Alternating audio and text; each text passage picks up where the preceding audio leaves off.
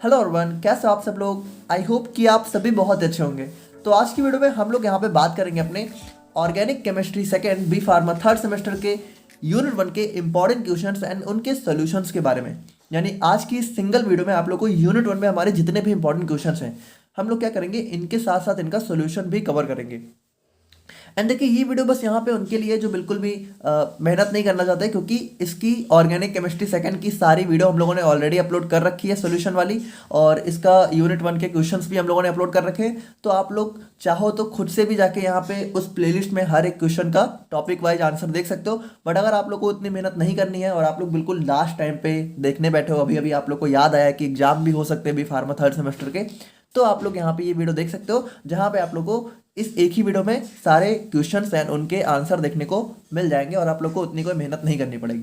बस इसमें देखिए हम लोग क्या करेंगे, उसी प्लेलिस्ट से हमारे आंसर्स को कंपाइल करेंगे। बाकी आप लोगों को कुछ बहुत नया नहीं मिलने वाला है। तो अगर आप लोगों ने वीडियो ऑलरेडी देख रखी है तो आप लोग को ये वीडियो देखने की जरूरत नहीं है, और अगर आप लोग बिल्कुल स्टार्ट कर रहे हो तो इस वीडियो से आप लोग का एग्जाम में बहुत अच्छा काम हो जाएगा। तो देखिए, अगर हम लोग बात करें अपने ऑर्गेनिक केमिस्ट्री की यूनिट 1 के बारे में, तो यूनिट 1 हमारी पूरी की पूरी बेंजीन के ऊपर दे रखी है। ठीक है, मतलब इसमें यूनिट 1 में बेंजीन के बारे में ही अलग अलग चीज़ें काफ़ी अच्छे से पढ़नी है। तो जो सबसे पहला क्वेश्चन है ये हमारा बन जाता है, right in detail about synthetic and other evidences in the structure of benzene. अब इसमें देखिए ये क्वेश्चन का आंसर तो आप लोग को मिल ही जाएगा, बट इसके लिए सबसे पहले हमें थोड़ा सा बेंजीन के बारे में भी समझना होगा। तो सबसे पहले हम लोग बेंजीन का थोड़ा सा देखेंगे, उसके बाद हम लोग यहाँ पे इस क्वेश्चन को कवर करेंगे।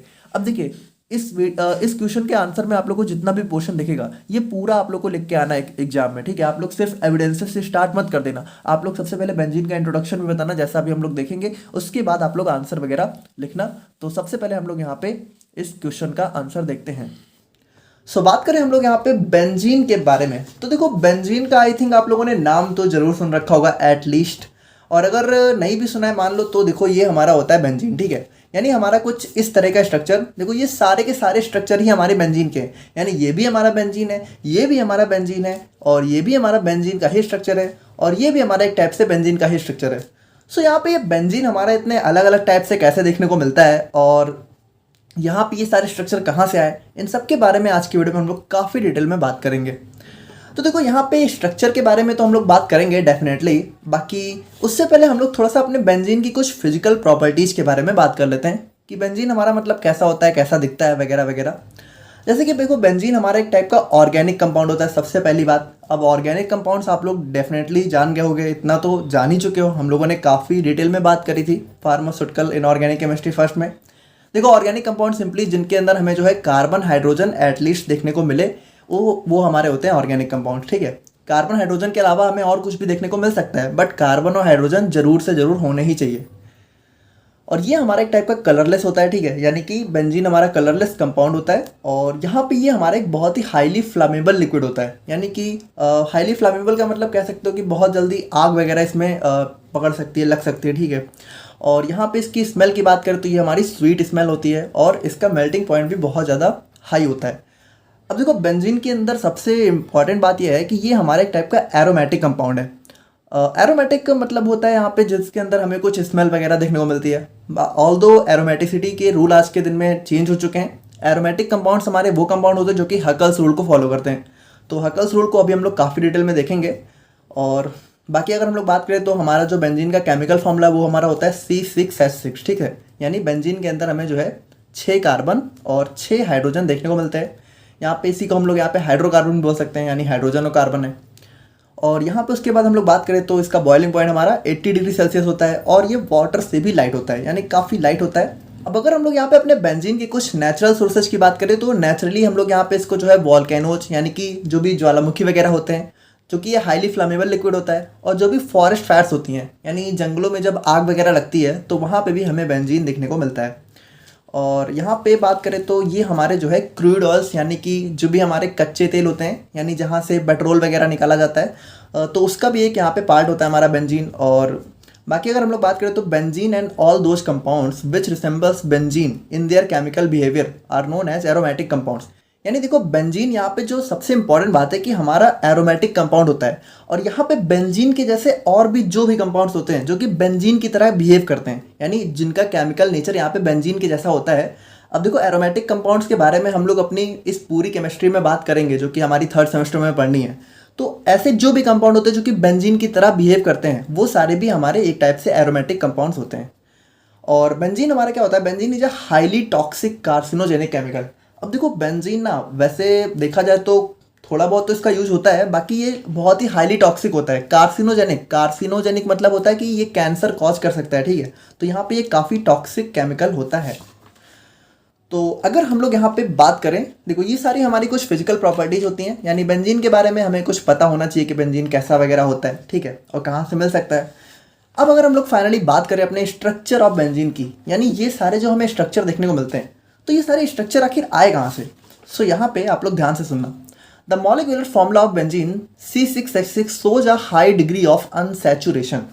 देखो सबसे इंपॉर्टेंट बात कि जो बेंजीन का जो मॉलिक्यूलर फॉर्मूला है, ठीक है, वो हमारा क्या होता है C6H6। अच्छा देखो अगर मान लो हमारा 6 कार्बन है, ठीक है, इसको ध्यान से समझना, बहुत इंपॉर्टेंट बात है। अगर हम लोग यहाँ पे 6 कार्बन को कुछ इस तरीके से बनाएं, ठीक है, कुछ इस तरीके से, और यहाँ पे अगर मान लो हम लोग ये सोचें कि हम लोग सिर्फ सिंगल बॉन्ड से इसको फिल करने की कोशिश करें, तो हम लोग कभी भी 6 कार्बन को सिंगल बॉन्ड से यहाँ पे इसकी वैलेंसी को सेटिस्फाई नहीं कर सकते। देखो मान लो हमारे पास 6 कार्बन है, तो 6 कार्बन मान लो आप लोगों ने इस तरीके से लगा दिया, ठीक है। तो ये चीज़ आप ध्यान से समझना कि देखो यहाँ पे हम लोगों ने 6 कार्बन लगा दिया, लेकिन अभी भी हम लोग देखें तो यहाँ पे चलो इस कार्बन की तो 3 सेटिस्फाई हुए, लेकिन इसकी तो सिर्फ 2 है, यानी अभी भी हर कार्बन की देखो यहाँ पे ये जो बीच वाले 4 कार्बन है इनकी एक एक वैलेंसी, और जो साइड वाले कार्बन है इनकी 2-2 वैलेंसी अभी भी अनसेटिस्फाइड है। देखो कार्बन की वैलेंसी 4 होती है, यानी कार्बन 4 बॉन्ड कम से कम बनाता है, और यहाँ पे अगर देखा जाए तो यहाँ पे सिर्फ हमारे 3 और 2 बॉन्ड बन रहे हैं, यानी कम से कम अभी 2-3 बॉन्ड और चाहिए। यानी अगर हमें जो है इस 6 कार्बन को, ठीक है, 6 हाइड्रोजन को इस कार्बन के साथ अटैच करना है, तो हमें यहाँ पे डबल बॉन्ड लगाने पड़ेंगे। और इसीलिए देखो हमारे बेंजीन के स्ट्रक्चर में हमें जो है डबल बॉन्ड देखने को मिलता है, वो भी एक नहीं बल्कि 3-3 देखने को मिलते हैं। जितने ज़्यादा डबल या ट्रिपल बॉन्ड उतना ज़्यादा हाईली अनसैचुरेशन, ठीक है। यानी यहाँ पे जो अनसैचुरेशन, देखो अनसैचुरेशन का मतलब समझ रहे हो ना, सैचुरेटेड कंपाउंड्स हमारे वो होते हैं जिनके अंदर हमें सिंगल बॉन्ड देखने को मिलता है, और अनसैचुरेटेड हमारे वो होते हैं जिनके अंदर हमें जो है डबल बॉन्ड या ट्रिपल बॉन्ड देखने को मिलता है। अब जितना ज़्यादा डबल बॉन्ड और ट्रिपल बॉन्ड उतना ज़्यादा हाई डिग्री ऑफ अनसैचुरेशन। सो यहाँ पे देखो बेंजीन के अंदर हमारे कितने 3 डबल बॉन्ड होते हैं, तो यहाँ पे डिग्री ऑफ अनसैचुरेशन बहुत ही हाई हमें देखने को मिलता है। सो यहाँ पे देखो ये काफ़ी एक इंपॉर्टेंट बात थी। बाकी अगर हम लोग बात करें तो जो ये हमारा स्ट्रक्चर हम लोग जो भी बेंजीन का देखते हुए आ रहे हैं, तो इसको दिया किसने था, तो इसको दिया था हमारे सर अगस्त केकुले ने, ठीक है। Sir August Kekule was the first scientist who introduced the chemical structure of benzene as a 6 membered ring structure. यानी इन्होंने ही बताया था कि जो हमारा बेंजीन है वो हमारा एक रिंग स्ट्रक्चर होता है, ठीक है। यानी ये हमारा कोई स्ट्रेट चेन स्ट्रक्चर नहीं होता है, बल्कि हमें जो है रिंग के फॉर्म में देखने को मिलता है, और इस रिंग के अंदर हमें जो है 3 डबल बॉन्ड देखने को मिलते हैं। ये सारी बातें हमारी जो है सर केकुले ने बताई थी। अच्छा एक बहुत ही इंटरेस्टिंग बात है कि जो हमारे केकुले साहब थे, कहा जाता है कि इन्होंने बेंजीन के स्ट्रक्चर पता है कैसे दिया, मतलब ये बेंजीन के स्ट्रक्चर के बारे में काफ़ी ज़्यादा रिसर्च वगैरह कर रहे थे, ठीक है। मतलब दिन भर तो ये काफ़ी ज़्यादा बेंजीन के स्ट्रक्चर ढूंढने में लगे हुए थे। तो एक रात क्या होता है कि इनको ऐसा सपना आता है, मतलब अब ऐसा कहा जाता है, वो रियल था कि झूठ है वो तो भगवान ही जाने, ठीक है, और सर केकुले जाने, बट ऐसा कहा जाता है कि मतलब इनको रात में ऐसा सपना आया कि इन्होंने सपने में एक ऐसा सांप देखा, ठीक है, एक ऐसा सांप देखा कि जो अपनी पूंछ को ऐसे खा रहा है, ठीक है। आप समझ रहे हो ना कि ये आपको स्क्रीन पे दिख रहा होगा, यानी वो अपनी पूंछ को ऐसे खा रहा है। तो यहाँ पे देखो एक सर्कल टाइप का यानी एक रिंग टाइप का फॉर्म हो गया। तो ऐसा कहा जाता है कि यहाँ से ही इन्होंने थोड़ा इनको आइडिया लगा कि बेंजीन हमारा एक रिंग टाइप का स्ट्रक्चर हो सकता है, ऐसा कहा जाता है, ठीक है। तो पता होना चाहिए आप लोग को। So he also propose the presence of 3 alternate double bonds in benzene ring. यानी कि इन्होंने ये भी बता दिया कि पहली बात तो बेंजीन हमारा रिंग स्ट्रक्चर है, और दूसरा इसके अंदर हमें जो है 3 अल्टरनेट का मतलब होता है एक डबल बॉन्ड एक सिंगल बॉन्ड, एक डबल यानी एक के बाद एक छोड़ के एक, समझ लो, यानी एक डबल बॉन्ड एक सिंगल, एक डबल एक सिंगल, इसको बोलते हैं अल्टरनेट डबल बॉन्ड। तो इन्होंने ये भी बता दिया। और यहाँ पे बहुत important, according to Sir Kekulé, the 3 alternate double bonds in benzene also changes their position rapidly to satisfy tetravalency of carbon। यानी देखो यहाँ पे स्टार्टिंग में तो इन्होंने ये बात नहीं बताई, लेकिन बाद में इन्होंने ये तक भी बता दिया कि ये जो डबल बॉन्ड है ना, ये अपनी पोजीशन को भी चेंज किया करते हैं। यानी ये डबल बॉन्ड यहाँ पे ऐसा नहीं कि यहाँ पे इस जगह रुका रहता है, बल्कि ये डबल बॉन्ड मूव करता है। जैसे जब ये डबल बॉन्ड यहाँ आता है तो ये डबल बॉन्ड यहाँ चला जाता है और ये डबल बॉन्ड हमारे यहाँ चला जाता है, ठीक है। यानी ये देखो हमारा कुछ इस टाइप से हो जाता है। अब देखो आज के दिन में इस प्रॉपर्टी को हम लोग यहाँ पे रेजोनेंस प्रॉपर्टी कहते हैं, लेकिन उस टाइम यहाँ पे सर केकुले को या फिर किसी को रेजोनेंस के बारे में कोई इन्फॉर्मेशन नहीं थी। तो इन्होंने ये बता दिया कि जो हमारे डबल बॉन्ड है वो यहाँ पे कुछ इस तरीके से मूव किया करते हैं। तो इस तरीके से क्या होता है कि बेंजीन हमारा जो है हमें दो फॉर्म में देखने को मिलता है, और ये दोनों के दोनों फॉर्म ही बेंजीन के स्ट्रक्चर हैं। और यहाँ पे किसी एक फॉर्म में बेंजीन को आइसोलेट कर पाना भी पॉसिबल नहीं है, यानी ये बहुत तेजी से होता रहता है, यानी बेंजीन हमारा। और एट लास्ट में क्या होता है, अभी चलो इसके बारे में हम लोग बाद में बात करेंगे। देखो यहाँ पे इतना समझ गए ना, सर केकुले ने क्या बताया कि डबल बॉन्ड यहाँ पे मूव किया करते हैं, और इस प्रॉपर्टी को आज के दिन में हम लोग रेजोनेंस बोलते हैं। लेकिन उस टाइम उनको नहीं पता था रेजोनेंस के बारे में, फिर भी उन्होंने इतना बता दिया कि डबल बॉन्ड मूव करते रहते हैं, ठीक है। तो अभी इसके बारे में हम लोग काफ़ी डिटेल में बात करेंगे। बाकी इतना आप समझ गए ना कि हमारे केकुले सर ने क्या क्या बातें बताई। तो यहाँ पे देखो केकुले सर ने स्ट्रक्चर तो हमारा बहुत अच्छा दिया, बल्कि इतना अच्छा दिया कि आज भी बेंजीन का यही स्ट्रक्चर हम यूज़ करते हैं, है ना। हमारा जो बेंजीन होता है हम लोग उसको इसी तरीके से देखते हैं, जैसे कि हमारा ये होता है सर केकुले का स्ट्रक्चर। अच्छा अब देखो यहाँ पे ये चीज़ बिल्कुल सेम ही तो है। देखो यहाँ पे इस स्ट्रक्चर में हम लोगों ने क्या है कि कार्बन को नहीं दिखाया है, ठीक है, और यहाँ पे हम लोगों ने कार्बन को दिखा दिया, यानी कार्बन कार्बन डबल बॉन्ड, और उस तरीके से हमारे हाइड्रोजन 6 लगे होते हैं, ठीक है। और अगर आप लोग नहीं दिखाओगे तो सिंपली इस तरीके से बना सकते हो। तो दोनों चीज़ें बिल्कुल सेम है। यहाँ पे ये हमारा केकुले सर का स्ट्रक्चर था। अब देखो यहाँ पे स्ट्रक्चर तो हमारा सर ने बहुत अच्छा दिया, ठीक है, और हम लोग आज भी यही स्ट्रक्चर यूज करते हैं। बट फिर भी यहाँ पे कुछ ऐसी बातें थी जो उस टाइम केकुले सर यहाँ पे एक्सप्लेन नहीं कर पाए। देखो आज के दिन में ये सारी बातें एक्सप्लेन कर दी गई हैं, लेकिन उस टाइम केकुले सर यहाँ पे थोड़ी कुछ चीज़ें नहीं बता पाए थे, जिसकी वजह से इनके स्ट्रक्चर के ऊपर बहुत सारे सवाल उठने लगे। जैसे कि अगर हम लोग कुछ मेजर पॉइंट्स की बात करें तो अभी देखेंगे, although Kekule structure of benzene satisfies the structural features of benzene and also explain the equivalent nature of hydrogen, but yet this structure fails to explain the unusual behaviour of benzene. देखो यहाँ पे अभी आप ऐसे समझो कि Kekule sir ने structure तो बहुत अच्छा दिया, लेकिन ये बेंजीन था ना, ये थोड़ा सा हमारा एक अनयूजुअल यानी थोड़ा अलग बिहेव कर रहा था। देखो बेंजीन हमारा बहुत अलग कंपाउंड है, ये हमारा एक एरोमेटिक कंपाउंड है। अब उस टाइम किसी को इस एरोमेटिसिटी इन सब के बारे में जानकारी नहीं थी, ठीक है, तो ये यहाँ पे बहुत ही अलग बिहेव कर रहा था, जिसको यहाँ पे केकुले सर उस टाइम एक्सप्लेन नहीं कर पाए थे, ठीक है। तो इनके ऊपर काफ़ी सवाल उठे। Since this structure of benzene is a great discovery and significant approach by sir Kekule, hence it is still in use. यानी ये डिस्कवरी हमारे बेंजीन की बहुत ग्रेट थी और बहुत अच्छा एक स्ट्रक्चर था, इसीलिए आज भी हम लोग यही स्ट्रक्चर यूज करते हैं और सही भी यही होता है। But following are the given characteristics that are not explained by Kekule's model. लेकिन यहाँ पे कुछ हमारी ऐसी कमियां थी उस टाइम जो कि हमारे केकुले सर एक्सप्लेन नहीं कर पाए, ठीक है। यानी वो ये नहीं बता पाया कि ये बेंजीन हमारा थोड़ा अलग टाइप का बिहेव क्यों कर रहा है, मतलब ये बाकी नॉर्मल कंपाउंड जैसा। देखो ऐसे समझो कि ये भी हमारा एक साइक्लिक स्ट्रक्चर है और यहाँ पे भी हमारे डबल बॉन्ड है।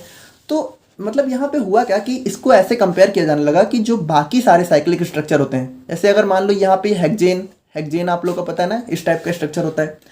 तो हेक्जेन की बात करें या फिर मान लो जो है हम कुछ भी मतलब किसी भी साइक्लिक स्ट्रक्चर की बात करें, तो ये सारे जो हमारे साइक्लिक स्ट्रक्चर थे ना, ये सारे बिल्कुल एक जैसा बिहेव करते थे। लेकिन वहीं पे ये जो बेंजीन का साइक्लिक स्ट्रक्चर था वो इनके जैसा बिल्कुल बिहेव नहीं कर रहा था, यानी इसका बिहेवियर थोड़ा सा काफ़ी अलग सा था। तो उस चीज़ को केकुले सर एक्सप्लेन नहीं कर पा रहे थे कि ऐसा क्यों हो रहा है कि बेंजीन साइक्लिक होने के बावजूद साइक्लिक कंपाउंड जैसा बिहेव नहीं कर रहा।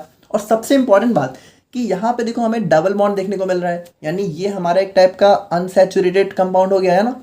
यानी कि अगर हम लोग बात करें तो जो हमारे बाकी अनसैचुरेटेड कंपाउंड थे उनकी तरह भी इसको बिहेव करना चाहिए, लेकिन ये उनकी तरह भी बिहेव नहीं कर रहा था ना। यानी कि अगर हम लोग सिंपली बात करें, देखो इसको समझो क्योंकि ये एक इंपॉर्टेंट क्वेश्चन है, अभी हम लोग देखेंगे कि यहाँ पे ये हमारा एक साइक्लिक स्ट्रक्चर है तो इसको बाकी साइक्लिक स्ट्रक्चर जैसा बिहेव करना चाहिए, लेकिन ये नहीं कर रहा था। और अगर हम लोग दूसरी प्रॉपर्टी देखें तो इसके अंदर हमें डबल बॉन्ड देखने को मिल रहे हैं, तो जो बाकी डबल बॉन्ड वाले कंपाउंड थे उनके जैसा तो बिहेव करना चाहिए, लेकिन ये उनके जैसा भी नहीं कर रहा था, यानी ये कुछ अलग ही टाइप का बिहेव कर रहा था। जैसे कि इसको सिंपली समझो कि केमिकल रिएक्शंस की बात करें तो benzene undergoes substitution reaction rather than addition reaction like other unsaturated compounds. देखो बहुत इंपॉर्टेंट बात है, इस चीज़ को आप समझना। वैसे हम लोगों ने बात करी इसके बारे में सेकेंड सेमेस्टर में बहुत डिटेल में। देखो ये जो हमारे अनसैचुरेटेड यानी जिनके अंदर भी हमें डबल बॉन्ड या ट्रिपल बॉन्ड वगैरह देखने को मिलता है, जो भी हमारे ऐसे कंपाउंड होते हैं, अब चाहे वो साइक्लिक हो चाहे ओपन चेन हो। जैसे हम लोग मान लो ओपन चेन वाले का एग्जांपल लें, हमारा जैसे इथीन हो गया, ठीक है। तो यहाँ पे देखो ये जो हमारे अनसैचुरेटेड कंपाउंड्स होते हैं, ठीक है, अनसैचुरेटेड, देखो इतना तो कंफर्म है ना कि बेंजीन के अंदर डबल बॉन्ड है, यानी ये हमारा अनसैचुरेटेड तो हुआ। लेकिन अनसैचुरेटेड कंपाउंड जो है हमारी एडिशन रिएक्शन देते हैं। एडिशन रिएक्शन जैसे कि आप लोग अगर देखो तो हमारा जो इथीन होता है वो हमारा 2 हाइड्रोजन लेके इथेन में कन्वर्ट हो जाता है, ठीक है। यानी यहाँ पे देखो इसने हमारी एडिशन रिएक्शन दी। लेकिन वहीं अगर हम लोग बेंजीन के केस में बात करें तो बेंजीन हमारा एडिशन रिएक्शन नहीं देता है। यानी बेंजीन में अगर हम लोग कुछ भी जोड़ना चाहें तो यहाँ पे क्या होगा, बेंजीन की प्रॉपर्टी ही पूरी चेंज हो जाएगी। देखो ऐसा नहीं है कि देता ही नहीं है, बहुत हार्डली दे सकता है। अगर आप लोग बहुत ज़्यादा मतलब फेवरेबल कंडीशन प्रोवाइड कर दो जैसे हीट वगैरह, तो मतलब बहुत ही रेयर चांस में दे सकता है। वरना एक होता है ना कि नेचुरल फिनोमिना, कि नेचुरली वो कैसा होता है, तो नेचुरली एडिशन रिएक्शन दे ही नहीं रहा था। बल्कि अगर हम लोग बात करें तो ये हमारा सब्स्टिट्यूशन रिएक्शन दे रहा था। अब सब्स्टिट्यूशन रिएक्शन कौन देते हैं? अब सब्स्टिट्यूशन रिएक्शन हमारे जो है सैचुरेटेड कंपाउंड्स देते हैं, ठीक है। यानी कि जिनके अंदर हमें सिंगल बॉन्ड देखने को मिलता है। यानी जो हमारे कार्बन कार्बन का सिंगल बॉन्ड होता है, यानी जहां सारा सिंगल बॉन्ड हो, वहां पे हमें जो है नॉर्मली जो है सब्स्टिट्यूशन रिएक्शन देखने को मिलती है। लेकिन यहाँ पे बेंजीन हमारा सब्स्टिट्यूशन रिएक्शन दे रहा था, जबकि इसके अंदर था हमारा डबल बॉन्ड, ठीक है। तो ये सारी चीजें हमारा केकुले सर थोड़ा सा एक्सप्लेन नहीं कर पाए। और एक बहुत इंपॉर्टेंट बात, कार्बन कार्बन बॉन्ड लेंथ, देखो यहाँ पे बहुत ध्यान से समझना है इसको। According to sir Kekule 2 kinds of bond present in benzene, single and double bond. देखो यहाँ पे केकुले सर ने क्या बोला कि हमारा बेंजीन है उसमें 2 टाइप के बॉन्ड प्रेजेंट है। एक हमारा सिंगल बॉन्ड है ना, और एक हमारा डबल बॉन्ड है। ये चीज़ तो क्लियर है। अब अगर देखो जनरली अगर हम लोग यहाँ पे बात करें तो जो हमारी कार्बन कार्बन सिंगल बॉन्ड की जो बॉन्ड लेंथ होती है वो हमारी कितनी होती है, 1.54 एंगस्ट्रॉम। देखो ये मेजर्ड है, ठीक है। अगर कार्बन, देखो अगर कार्बन और कार्बन के बीच में कहीं भी सिंगल बॉन्ड है तो उसकी बॉन्ड लेंथ हमेशा जो है 1.54 एंगस्ट्रॉम ही होगी, ठीक है। और अगर हमारा कार्बन कार्बन का डबल बॉन्ड है तो उसकी बॉन्ड लेंथ हमेशा यहाँ पे 1.34 एंगस्ट्रॉम होती है। ये बिल्कुल एक मेजर्ड फिनोमिना है। तो अगर इस हिसाब से हम लोग देखा जाए तो जो हमारा बेंजीन है उसका स्ट्रक्चर कुछ इस तरीके से होना चाहिए। यानी देखो ये जो डबल बॉन्ड है ये कुछ थोड़ा सा छोटा होना चाहिए और सिंगल बॉन्ड थोड़ा बड़ा होना चाहिए। देखो सिंगल बॉन्ड की लेंथ ज़्यादा होती है तो सिंगल बॉन्ड थोड़ा बड़ा होना चाहिए, डबल बॉन्ड की लेंथ थोड़ी कम होती है तो डबल बॉन्ड थोड़ा छोटा होना चाहिए। बट बेंजीन का स्ट्रक्चर ऐसा तो होता नहीं है। बेंजीन का स्ट्रक्चर तो हमारा हर जगह से आइडेंटिकल होता है, हर जगह से सेम होता है। इसको कहीं से भी आप लोग काटोगे तो कंप्लीट सिमेट्री मिलेगी। जैसे हम लोग मान लो इसको ऐसे भी काटें तो देखो बिल्कुल सिमेट्रिकल है, जितना इधर है उतना इधर है। यानी ये बिल्कुल सिमेट्रिकल स्ट्रक्चर होता है, काफ़ी स्टेबल होता है, बिल्कुल इस तरीके का नहीं होता है। तो ये चीज़ भी हमारे केकुले सर एक्सप्लेन नहीं कर पाए। बल्कि अगर हम लोग बात करें तो जब यहाँ पे एक्सपेरिमेंटली देखा गया तो ये जो बेंजीन के जितने भी बॉन्ड थे, यानी कार्बन कार्बन के जितने भी बॉन्ड थे, इन सबकी बॉन्ड लेंथ यहाँ पे 1.39 एंगस्ट्रॉम आई। यानी देखो ये बहुत इंपॉर्टेंट बात है कि भाई बेंजीन के अंदर हमारे डबल बॉन्ड भी है, सिंगल बॉन्ड भी है, ठीक है। जनरली अगर देखा जाए तो डबल बॉन्ड वाले की लेंथ आनी चाहिए थी 1.34 और सिंगल बॉन्ड वाले की आनी चाहिए थी 1.54। लेकिन यहाँ पे हर बॉन्ड की लेंथ यहाँ पे आई 1.39 या फिर इसको कह सकते हो 1.4 एंगस्ट्रॉम। अब ये कैसे हो रहा था? तो भाई ये हो रहा था क्योंकि यहाँ पे हमें जो है देखने को मिल रहा था बॉन्ड का डीलोकलाइजेशन, यानी बॉन्ड यहाँ पे मूव कर रहे थे। और इसी चीज को केकुले सर ने बाद में एक्सप्लेन किया, ये बोलकर एक्सप्लेन किया कि जो हमारे बॉन्ड है वो हमारे मूव करते रहते हैं, तो बॉन्ड यहाँ पे रुकते नहीं है। यानी यहाँ पे डबल बॉन्ड कोई फिक्स ही नहीं है कि डबल बॉन्ड यहाँ पे है कि यहाँ पे है कि यहाँ पे है, डबल बॉन्ड हमारा मूव करता रहता है। तो इस तरीके से क्या होता है कि हमें इन दोनों के, यानी जो सिंगल बॉन्ड है, देखो सिंगल बॉन्ड की बॉन्ड लेंथ कितनी है 1.54, डबल की कितनी है 1.34, तो इन दोनों के बीच की एक बॉन्ड लेंथ यानी कि 1.39 या फिर अप्रॉक्सीमेटली 1.4 एंगस्ट्रॉम बॉन्ड लेंथ हमें देखने को मिलती है। क्योंकि डबल बॉन्ड यहाँ पे एक जगह रुकता ही नहीं है। अगर मान लो रुकता तब तो हम कह सकते थे कि हाँ चलो यहाँ पे लेंथ इतनी होगी और यहाँ पे लेंथ इतनी होगी। लेकिन चूंकि ये मूव करता रहता है तो यहाँ पे बॉन्ड लेंथ ना थोड़ी सी चेंज हो जाती है, दोनों के बीच का एक मीडियन आ जाता है। तो इसको केकुले सर ने बाद में एक्सप्लेन तो कर दिया, लेकिन वो ये नहीं बता पाए थे कि इसके पीछे रूल कौन सा है, जो कि बाद में हमें पता चला कि ये हमारी रेजोनेंस प्रॉपर्टी है, ठीक है। केकुले सर ने उस टाइम ये नहीं बोला कि ये रेजोनेंस है, रेजोनेंस बाद में डिस्कवर हुआ है। अब रेजोनेंस के बारे में भी कुछ लोगों को नहीं पता होगा, बात करेंगे अभी, क्यों परेशान हो, इतना तो समझ गए ना। सो यहाँ पे इस चीज़ को भी केकुले सर बहुत अच्छे से एक्सप्लेन नहीं कर पाए, ठीक है। और फाइनली हम लोग बात करें अपनी स्टेबिलिटी के बारे में। सो यहाँ पे देखो जो हमारा केकुले सर का स्ट्रक्चर था वो यहाँ पे Kekule structure could not explain the stability of benzene towards oxidising agent. देखो यहाँ पे ये सबसे इंपॉर्टेंट बात है कि जितने भी हमारे अनसैचुरेटेड कंपाउंड्स होते हैं वो यहाँ पे ऑक्सीडाइजेशन रिएक्शन देते हैं, ठीक है, यानी वो ऑक्सीडेशन के अंडर में जाते हैं। लेकिन जो हमारा बेंजीन था ये हमारी ऑक्सीडेशन रिएक्शन मतलब नॉर्मली तो बिल्कुल नहीं दे रहा था, बहुत मुश्किल से दे सकता है, जैसा कि मैंने बताया अगर आप लोग बिल्कुल फेवरेबल कंडीशन दे दो, लेकिन नॉर्मली ये ऑक्सीडेशन के अंदर में बिल्कुल जा ही नहीं रहा था। तो ये जो सारी चीज़ें हैं ये हमारा जो केकुले सर है वो यहाँ पे उस टाइम एक्सप्लेन नहीं कर पाए थे, ठीक है। तो इनका मॉडल उस टाइम थोड़ा सा क्रिटिसाइज करा जाने लगा। लेकिन बाद में जब बहुत सारी डिस्कवरी हुई, देखो टाइम के साथ बहुत सारी डिस्कवरी हुई और टाइम के साथ देखा गया कि जो हमारे केकुले सर ने जो स्ट्रक्चर दिया था वो था बिल्कुल सही, यानी बेंजीन का स्ट्रक्चर हमारा यही था। लेकिन जो केकुले सर यहाँ पे रीजन एक्सप्लेन नहीं कर पाए थे वो बाद में अलग अलग थ्योरी के द्वारा एक्सप्लेन कर दिया गया कि यहाँ पे ऐसा क्यों हो रहा है कि हमारी बॉन्ड लेंथ नहीं आ रही है, और यहाँ पे ऐसा क्यों हो रहा है कि जो हमारा बेंजीन है वो यहाँ पे सब्स्टिट्यूशन रिएक्शन में जा रहा है। तो ये सारी चीज़ें बाद में एक्सप्लेन कर दी गई, ठीक है, और इसीलिए हमारा बेंजीन का स्ट्रक्चर आज भी हमारा यही है, ठीक है। तो आप लोग एक चीज़ तो समझ गए ना कि बेंजीन का स्ट्रक्चर हमारा किसने दिया, सर केकुले ने, ठीक है। तो काफ़ी ग्रेट डिस्कवरी थी। और अब हम लोग यहाँ पे बात करते हैं evidences in the structure of benzene. यानी यहाँ पे देखो इस चीज़ को पहले समझो, और पहले तो ये समझो कि ये क्वेश्चन हमारा बहुत इंपॉर्टेंट है, आप लोग एग्जाम में लगभग हर बार देखने को मिलता है। और फिर ये समझो कि ये क्वेश्चन क्या कह रहा है, मतलब ये टॉपिक में हम लोग पढ़ेंगे क्या। देखो इस टॉपिक में बेसिकली हम लोग को ये पढ़ना है कि ये जो हमारा बेंजीन है इसका स्ट्रक्चर हमारा यही है, इस बात का क्या सबूत है। देखो एविडेंस मतलब होता है कि सबूत, प्रूफ, यानी कि हमारा जो बेंजीन है उसका स्ट्रक्चर यही होगा, इस बात का क्या प्रूफ है। तो इस बात के लिए जो जो हमारे प्रूफ दिए गए उस प्रूफ को हमें यहाँ पे इसके अंदर पढ़ना है, यानी हमारे कौन कौन से एविडेंस दिए गए। तो इसके अंदर बहुत सारे एविडेंस हैं, जैसे कि कुछ हमारे एनालिटिकल एविडेंस यानी कुछ एनालाइज किया गया, ठीक है, और कुछ हमारे सिंथेटिक यानी कुछ हमारी रिएक्शन वगैरह सिंथेसिस वगैरह से दिया गया, ठीक है, और कुछ हमारे और भी अदर एविडेंस थे जो कि हमारे दिए गए in the derivation of structure of benzene. यानी ये जो हमारा बेंजीन का स्ट्रक्चर है ये हमारा इसी टाइप का होगा, इसके डेरिवेशन में हमारे ये सारे एविडेंस दिए गए। तो सबसे पहले अगर हम लोग बात करें अपने कुछ एनालिटिकल एविडेंस की, तो देखो एनालिटिकल एविडेंस मतलब कि यहाँ पे रिएक्शन कुछ एनालाइज वगैरह किया गया, उसके द्वारा कुछ बातें पता चली, जैसे कि ध्यान से सुनना। From its elemental composition and molecular weight determination, it is found that benzene contains 6 carbon and 6 hydrogen atoms. देखो यहाँ पे हमारी कुछ रिसर्च वगैरह की गई और हमारा जो है मॉलिक्यूलर वेट डिटर्मिनेशन किया गया, जिसके थ्रू हमारा ये चीज़ कंफर्म हो गई कि जो हमारा बेंजीन है उसके अंदर हमें जो है 6 कार्बन और 6 हाइड्रोजन एटम देखने को मिलेंगे। देखो ये चीज़ यहाँ पे बिल्कुल कंफर्म कर दी गई कि हमारा बेंजीन जो है उसके अंदर एक चीज़ फिक्स हो गई कि C6 और H6 यही हमारा बेंजीन का मॉलिक्यूलर फॉर्मूला होगा, ठीक है। Benzene as a molecular formula of C6H6 compared to hexane C6H12 that confirms benzene as a highly unsaturated compound compared to hexane। देखो यहाँ पे इस चीज़ को बहुत ध्यान से समझना, एक चीज़ कंफर्म कर दी गई कि जो हमारा बेंजीन है उसका मॉलिक्यूलर फॉर्मूला तो यही होगा। अब अगर हम लोग इस मॉलिक्यूलर फॉर्मूला को इसी के जैसे किसी मॉलिक्यूलर फॉर्मूला से कंपेयर करें, जो कि हमारा सबसे सिंपल क्या हो सकता है, हमारा हेक्सेन, ठीक है, यानी जिसके अंदर हमें जो है C6H12, यानी कि देखो ये हमारा हेक्सेन का स्ट्रक्चर होता है जिसके अंदर 6 कार्बन होते हैं और हमारे 12 हाइड्रोजन होते हैं। तो अगर हम लोग इससे जो है अपने इस बेंजीन को कंपेयर करें तो हमें एक चीज़ तो कंफर्म पता चल गई कि बेंजीन हमारा बहुत ही हाईली अनसैचुरेटेड होता है। क्योंकि देखो अगर हमें सिंगल बॉन्ड लगाने हैं, यानी अगर हमें मान लो कोई भी डबल बॉन्ड या फिर ट्रिपल बॉन्ड की ज़रूरत नहीं है, तो हमें कम से कम जो है 12 हाइड्रोजन देने पड़ेंगे, तभी जाके हमारा 6 कार्बन की वैलेंसी सेटिस्फाई होगी। लेकिन बेंजीन के अंदर तो हमारे सिर्फ 6 ही हाइड्रोजन थे। तो अगर हमें इसकी वैलेंसी सेटिस्फाई करनी है तो सबसे इंपॉर्टेंट कि हमें यहाँ पे डबल बॉन्ड या ट्रिपल बॉन्ड तो लगाना ही पड़ेगा।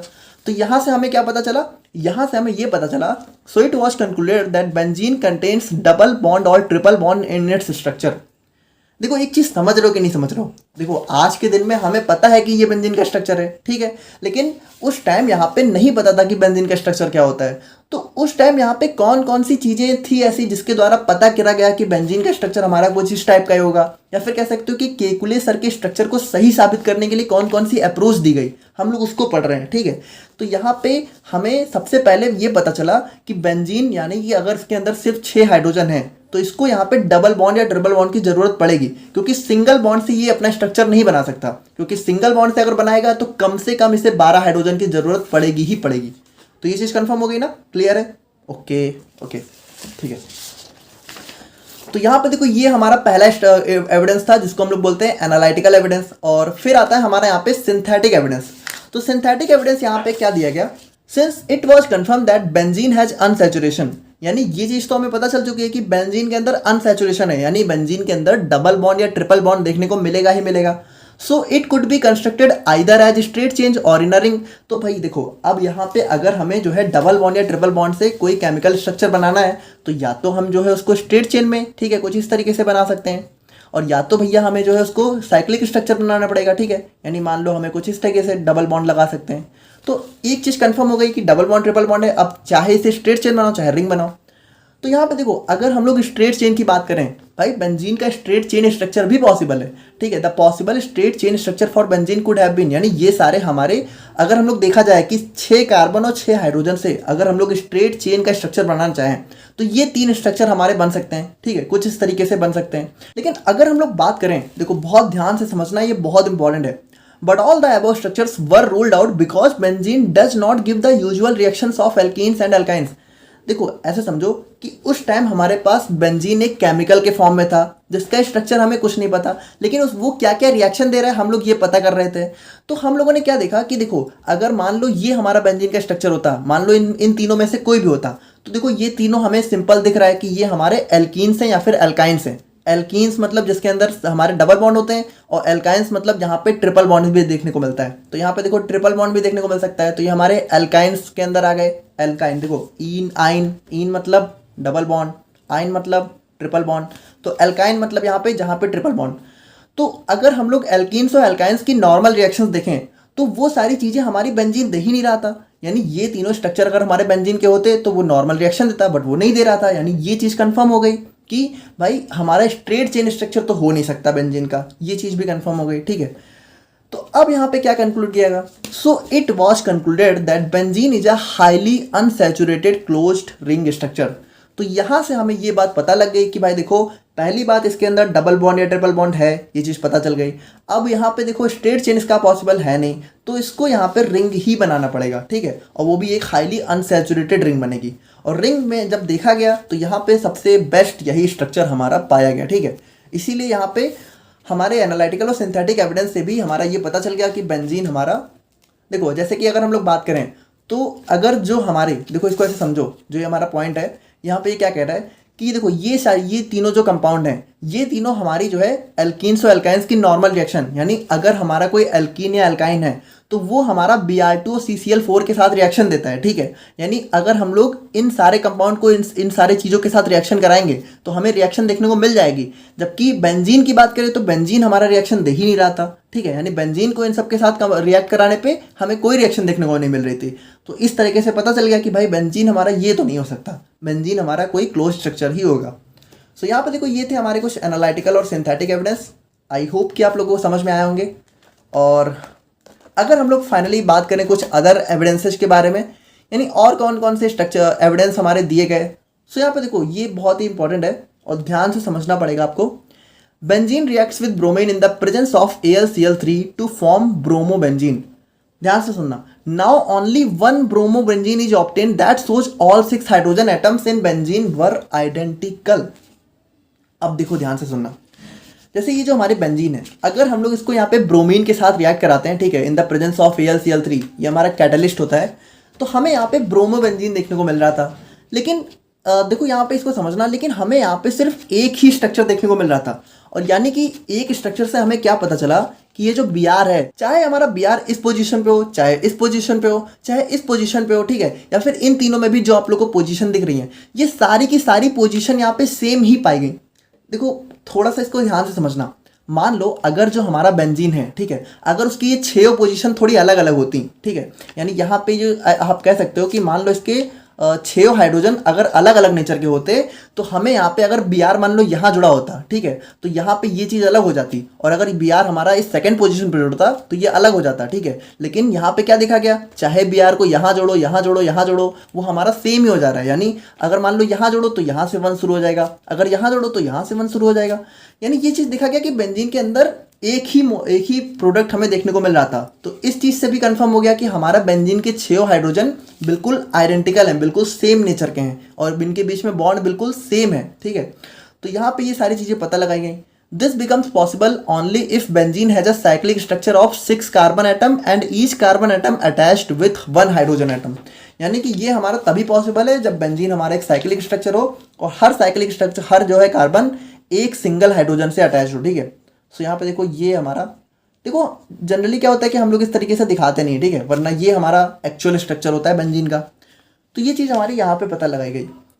देखो इस चीज़ को समझे कि नहीं समझे, यहाँ पे क्या बताया गया, देखो अगर हमारा नॉर्मली बेंजीन थोड़ा अलग टाइप का कंपाउंड होता तो Br2 के साथ रिएक्शन कराने पे हमें 2-3 प्रोडक्ट देखने को मिल सकते थे, जैसे कि हमारा बहुत सारे प्रोडक्ट देखने को मिल सकते हैं, लेकिन यहाँ पे हमें सिर्फ मोनोप्रोमो बेंजीन देखने को मिला, यानी सिर्फ एक टाइप का बेंजीन।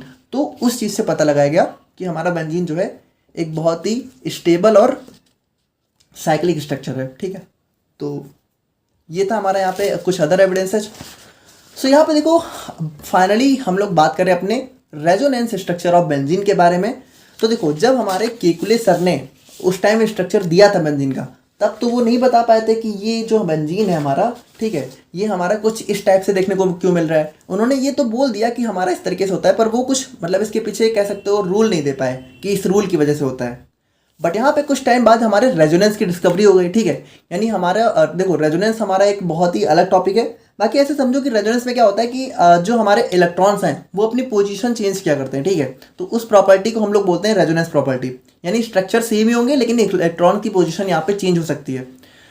तो यहाँ पे to explain all the limitations of Kekule structure, it has been proposed that benzene is a resonance hybrid of two Kekule structure first and second. First and second का मतलब यहाँ पे है, ठीक है, ये हमारा फर्स्ट सेकंड है। अभी हम लोग बात कर रहे हैं, अभी आप ऐसे थोड़ा सा थ्योरी देखो। Resonance hybrid is a very stable structure and this is why benzene undergoes substitution reaction very easily rather than addition reaction। अभी इसके बारे में बात कर रहे हैं, बाकी ये समझो रेजोनेंस का मतलब क्या होता है। देखो रेजोनेंस का मतलब होता है यानी कि जो हमारे इलेक्ट्रॉन्स हैं वो अपनी पोजीशन चेंज करते हैं। अब देखो बॉन्ड्स के अंदर हमारे इलेक्ट्रॉन्स ही होते हैं, तो यहाँ पे क्या होता है, इलेक्ट्रॉन अपनी पोजीशन चेंज करता है जिसकी वजह से बॉन्ड अपनी पोजीशन चेंज करता है। सो यहाँ पे क्या होता है कि बेंजीन के अंदर जो हमारा इलेक्ट्रॉन है वो यहाँ पे टोटली मूव किया करता है इसके अंदर, जिसकी वजह से ये जो बॉन्ड है ना ये यहाँ पे एक जगह रुकते ही नहीं है। यानी पहले बॉन्ड यहाँ रहता है, फिर यहाँ से यहाँ जाता है, फिर यहाँ से यहाँ, यहाँ से यहाँ, ठीक है, और जब यहाँ से यहाँ जाएगा तो यहाँ पे सिंगल हो जाएगा। देखो कुछ इस तरीके से, यानी ऐसा नहीं होगा कि हमेशा जो है हर जगह, तो क्योंकि तब तो कार्बन का जो वैलेंसी है वो डिस्टर्ब हो जाएगा। सो यहाँ पे होता क्या है कि जनरली हम लोग एक कॉमन फॉर्म में इसको जो है कुछ इस तरीके से दिखाते हैं। अब इस तरीके से आप लोगों ने बेंजीन का स्ट्रक्चर जरूर देखा होगा, ठीक है, यानी अंदर सर्कल। तो ये सर्कल का मतलब क्या होता है, इस सर्कल से हम लोग ये दिखाने की कोशिश करते हैं कि ये जो बॉन्ड है हमारा ये हमारा कंटिन्यू मूव कर रहा है इसके अंदर।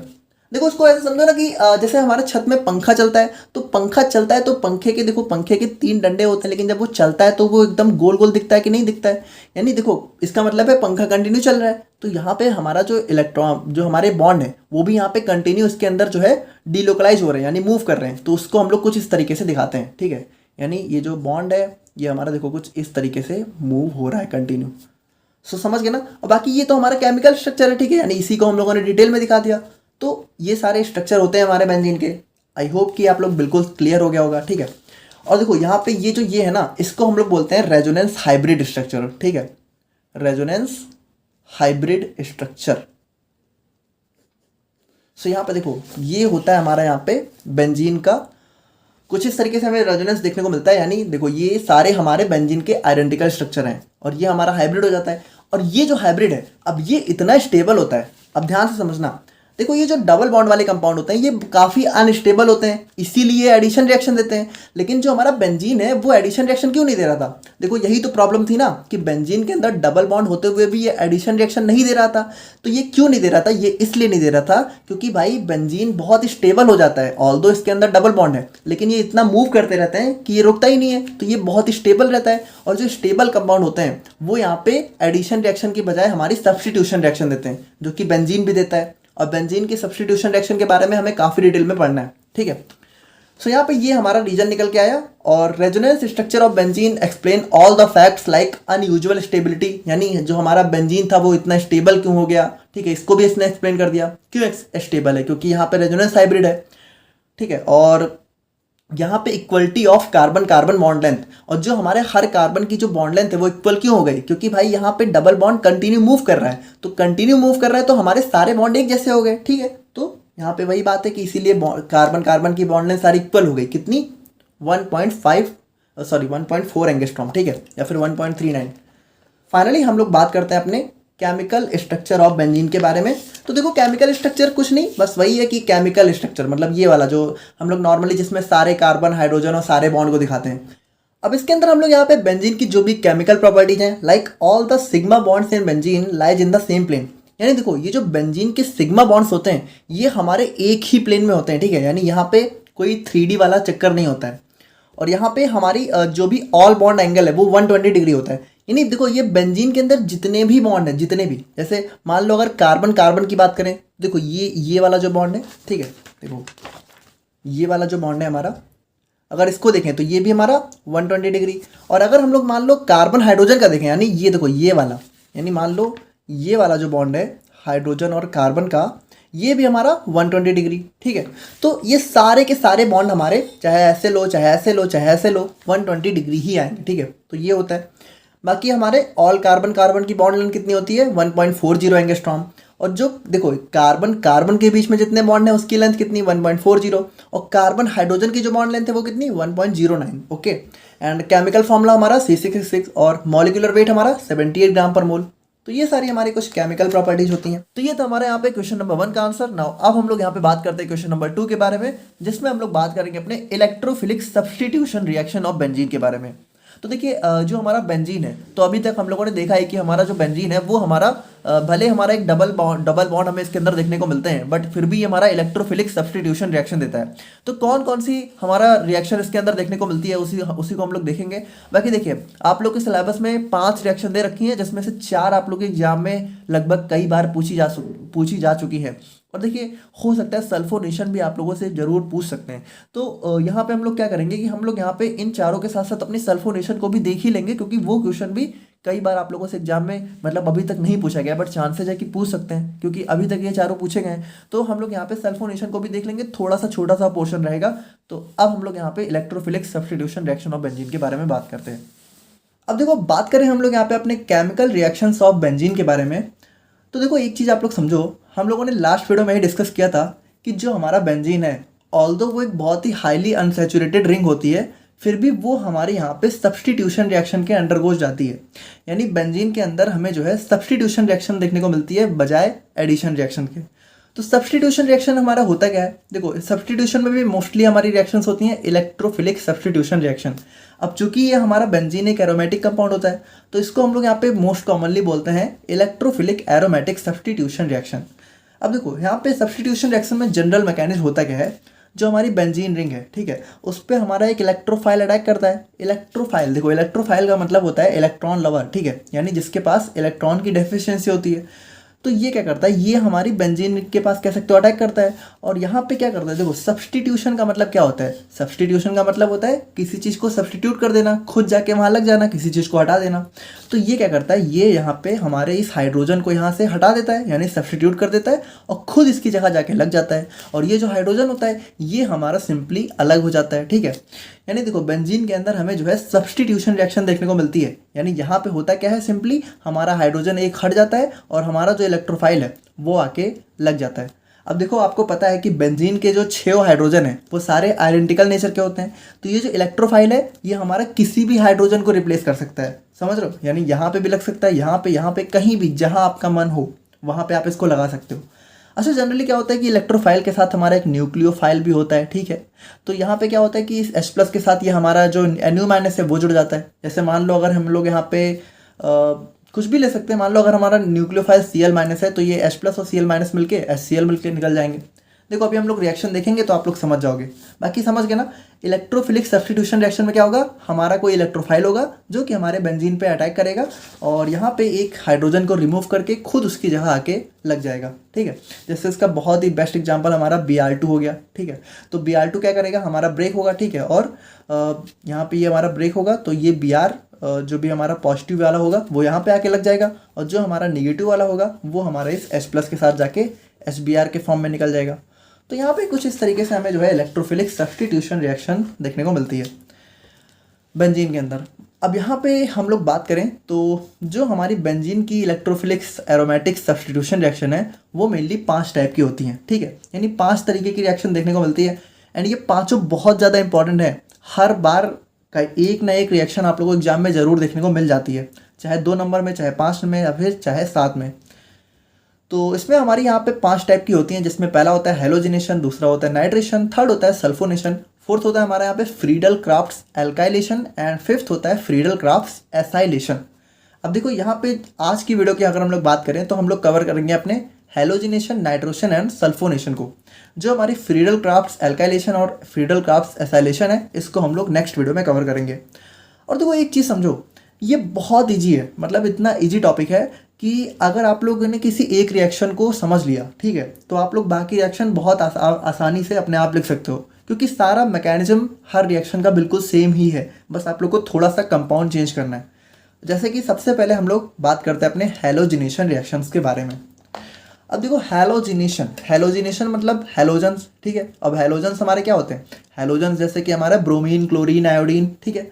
तो हेलोजिनेशन में देखो क्या होगा, in halogenation benzene reacts with halogens, यानी बेंजीन हमारे हेलोजन के साथ रिएक्ट करती है। अब हेलोजन्स में हमारा Br2 हो सकता है, Cl2 हो सकता है, I2 हो सकता है, ठीक है, in the presence of Lewis acid catalyst, ठीक है, यानी यहाँ पे हमारा कैटलिस्ट प्रेजेंट होता है, जिसको जो हमारा होता है क्या, AlCl3। अच्छा, कैटलिस्ट क्या होते हैं, देखो कैटलिस्ट हमारी सिर्फ रिएक्शंस को बढ़ाने या घटाने का काम करते हैं, जनरली बढ़ाते हैं। अब यहाँ पे देखो जो हमारी हेलोजिनेशन रिएक्शन है वो अगर देखा जाए तो बहुत ही सिंपल है। इसमें क्या है, सिंपल है कि जो हमारा बेंजीन है, ठीक है, वो हमारा मान लो जैसे यहाँ पे हम लोग Cl2 अगर लें, देखो यहाँ पे आप लोग Br2, I2 कुछ भी ले सकते हो, बट मान लो हम लोगों ने Cl2 लिया, ठीक है, तो यहाँ पे क्या होगा, बेंजीन हमारा Cl2 के साथ रिएक्ट करेगा, ठीक है, in the presence of AlCl3। अब देखो इसमें से क्या होगा, एक Cl हमारा एक हाइड्रोजन को रिप्लेस कर देगा और खुद यहाँ पे Cl आके लग जाएगा हाइड्रोजन की जगह, और जो हाइड्रोजन रिप्लेस हुआ है वो हमारा इसमें से एक Cl को लेके HCl के फॉर्म में अलग हो जाएगा। तो इस तरीके से हमें यहाँ पे क्लोरोबेंजीन देखने को मिल जाएगा। अच्छा, यहाँ पे मान लो अगर हमें जो है Cl2 की जगह Br2 मिल जाए तो ब्रोमोबेंजीन, और I2 दिख जाए तो आइडोबेंजीन। बिल्कुल काफ़ी सिंपल है नेमिंग, है ना। तो अब यहाँ पे देखो, चलो ये तो आप लोगों ने काफ़ी सिंपली देख लिया कैसे हो गया, बट यहाँ पे देखो इसके अंदर जो है हमें मेन क्या पढ़ना है, मैकेनिज्म, ठीक है, यानी कि कैसे यहाँ पे हमारा Cl2 ब्रेक हो रहा है और कैसे यहाँ पे ये फॉर्म हो रहा है। तो इसके अंदर कुछ मैकेनिज्म होती है, और मैकेनिज्म के अंदर हमारे यहाँ पे मेनली 3 स्टेप होते हैं, और एग्जाम में आप लोग को ये लिख के आना होता है, तो काफ़ी इंपॉर्टेंट है। और मैकेनिज्म इतनी सिंपल है, बहुत ईजी, ठीक है, आप लोग बहुत आसानी से समझ जाओगे। और सबसे इंपॉर्टेंट बात कि एक मैकेनिज्म आप लोग समझ लो, ठीक है, किसी भी एक की, और बाकी जो 4 हैं हमारी इलेक्ट्रोफिलिक सब्स्टिट्यूशन रिएक्शन, वो चारों बिल्कुल इसी मैकेनिज्म में है, तो 4 अपने आप लोग बना लोगे। जैसे कि सबसे पहले अगर हम लोग बात करें अपने हेलोजिनेशन की मैकेनिज्म की, तो देखो स्टेप 1 क्या होता है, स्टेप 1 होता है हमारा यहाँ पे फॉर्मेशन ऑफ इलेक्ट्रोफाइल। देखो यहाँ पे हम लोग अगर सिंपली बात करें तो हमारी रिएक्शन देखो कैसे हो रही है, यहाँ पे हमारी रिएक्शन हो रही है हेलोजिनेशन, ठीक है, यानी जो हमारा बेंजीन है, ठीक है, तो ये बेंजीन हो गया हमारा, ओके। सो ये हमारा बेंजीन रिएक्ट कर रहा है किसकी प्रेजेंस, किससे, हमारा Cl2 से, ठीक है। अब देखो यहाँ पे Cl2 जो है अभी तो हमारा ये इलेक्ट्रोफाइल के फॉर्म में है नहीं, ठीक है। इलेक्ट्रोफाइल जनरली क्या होता है, इलेक्ट्रोफाइल में आप लोग को पॉजिटिव चार्ज देखने को मिलेगा, देखो जरूरी नहीं है बट जनरली, ठीक है। तो अब ये क्या होगा, सबसे पहले होगा हमारा यहाँ पे फॉर्मेशन ऑफ इलेक्ट्रोफाइल। कैसे होगा, देखो ये जो Cl2 है, ठीक है, तो अगर इस Cl2 को अगर हम लोग लिखना चाहें तो इस तरीके से लिख सकते हैं, Cl बॉन्ड Cl, ठीक है। अब यहाँ पे देखो ये होता क्या है कि ये जो Cl2 है ना, जब हम लोग यहाँ पे कैटलिस्ट यूज करते हैं, ठीक है, कैटलिस्ट हमारा कौन सा है, कैटलिस्ट है हमारा AlCl3। अब इस AlCl3 की प्रेजेंस में होता क्या है, देखो ये हमारा एक लुईस एसिड कैटलिस्ट होता है, यानी इसके अंदर टेंडेंसी होती है इलेक्ट्रॉन को एक्सेप्ट करने की। तो इसके देखो यहाँ पे इस लुईस एसिड कैटलिस्ट की प्रेजेंस में होता क्या है कि ये जो हमारे Cl होते हैं, ठीक है, तो देखो यहाँ पे Cl के पास हमारे 2 इलेक्ट्रॉन है, ठीक है, तो ये Cl करता क्या है, ये इलेक्ट्रॉन को अपनी तरफ खींचना स्टार्ट कर देता है, ठीक है, और जब अपनी तरफ खींचता है तो क्या होता है, बॉन्ड यहाँ पे ब्रेक होता है। अब जब बॉन्ड ब्रेक होगा तो देखो एक Cl के पास आ जाएगा माइनस चार्ज, ठीक है, और एक Cl के पास आ जाएगा पॉजिटिव चार्ज, ठीक है। तो अब देखो ये जो पॉजिटिव वाला है, ठीक है, ये हमारा हमें जो है क्या हो जाएगा, हमारा इलेक्ट्रोफाइल बन जाएगा। और देखो ये जो हमारा नेगेटिव वाला Cl है, ठीक है, यानी Cl नेगेटिव है, ये हमारा इस AlCl3 के साथ कंबाइन करेगा और यहाँ पे ये बन जाएगा AlCl4 माइनस, ठीक है। तो ये हमारा जो है इस तरीके से अलग हो जाएगा। सो यहाँ पे इस तरीके से होता है हमारे यहाँ पे फॉर्मेशन ऑफ इलेक्ट्रोफाइल, और इस इलेक्ट्रोफाइल का नाम क्या है, क्लोरोनियम आयन। कौन सा है, ये देखो ये Cl प्लस ये हमारा इलेक्ट्रोफाइल है, ठीक है, और इसका नाम क्या है, क्लोरोनियम आयन। अब देखो सेकंड स्टेप में क्या होगा। अब देखो सेकंड स्टेप बहुत ही सिंपल है, हमारा इलेक्ट्रोफाइल हमें मिल चुका है Cl प्लस पॉजिटिव, ठीक है। अब ये क्या करेगा, ये हमारे इस बेंजीन रिंग पे अटैक कर देगा। अब देखो ऑल्दो अटैक हमारा ये Cl पॉजिटिव ही कर रहा है, लेकिन ये जो एरो है ये हम लोग बेंजीन से Cl की तरफ दिखाते हैं।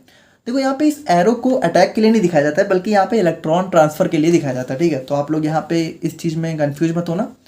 तो यहाँ पे देखो ये करेगा क्या, यहाँ पे ये कुछ इस तरीके से होगा कि देखो ये जो बेंजीन है, ठीक है, जैसे ही यहाँ पे Cl पॉजिटिव आएगा तो ये जो बेंजीन का ये वाला डबल बॉन्ड है, ठीक है, ये क्या होगा, ये हमारा ब्रेक हो जाएगा। देखो इसको ध्यान से समझना, ये जो बेंजीन है, ठीक है, तो यहाँ पे देखो देखो कोई भी डबल बॉन्ड ब्रेक हो सकता है, सारे सेम ही रहते हैं, ठीक है। तो यहाँ पे हम लोग इस वाले को कर रहे हैं, तो यहाँ पे देखो ये होगा क्या, ये डबल बॉन्ड हमारा कुछ इस तरीके से ब्रेक होगा, ठीक है। तो जब ब्रेक होगा तो देखो यहाँ पे आ जाएगा एक पॉजिटिव चार्ज और यहाँ पे आ जाएगा नेगेटिव चार्ज। देखो जब बॉन्ड ब्रेक होते हैं तो पॉजिटिव और नेगेटिव चार्ज आ जाते हैं, तो यहाँ पे नेगेटिव आ गया, ठीक है। और अभी भी देखो एच हमारे लगे हुए हैं, देखो यहाँ पे सारे एच हैं बट हम लोग एक ही दिखा रहे हैं क्योंकि यही वाला रिप्लेस होगा। देखो एक चीज़ क्लियर समझो, आप लोग कहीं का भी एच यहाँ पे रिप्लेस कर सकते हो, बट हम लोग यहाँ का कर दे रहे हैं, कोई दिक्कत नहीं है ना, ठीक है। तो यहाँ पे देखो अब यहाँ पे एक निगेटिव चार्ज आ गया, ठीक है। अब ये निगेटिव और ये पॉजिटिव मिलके क्या होगा, इस तरीके से हमें फाइनली जो है कुछ इस तरीके से हमें अपना कार्बोकैटायन देखने को मिल जाएगा, ठीक है।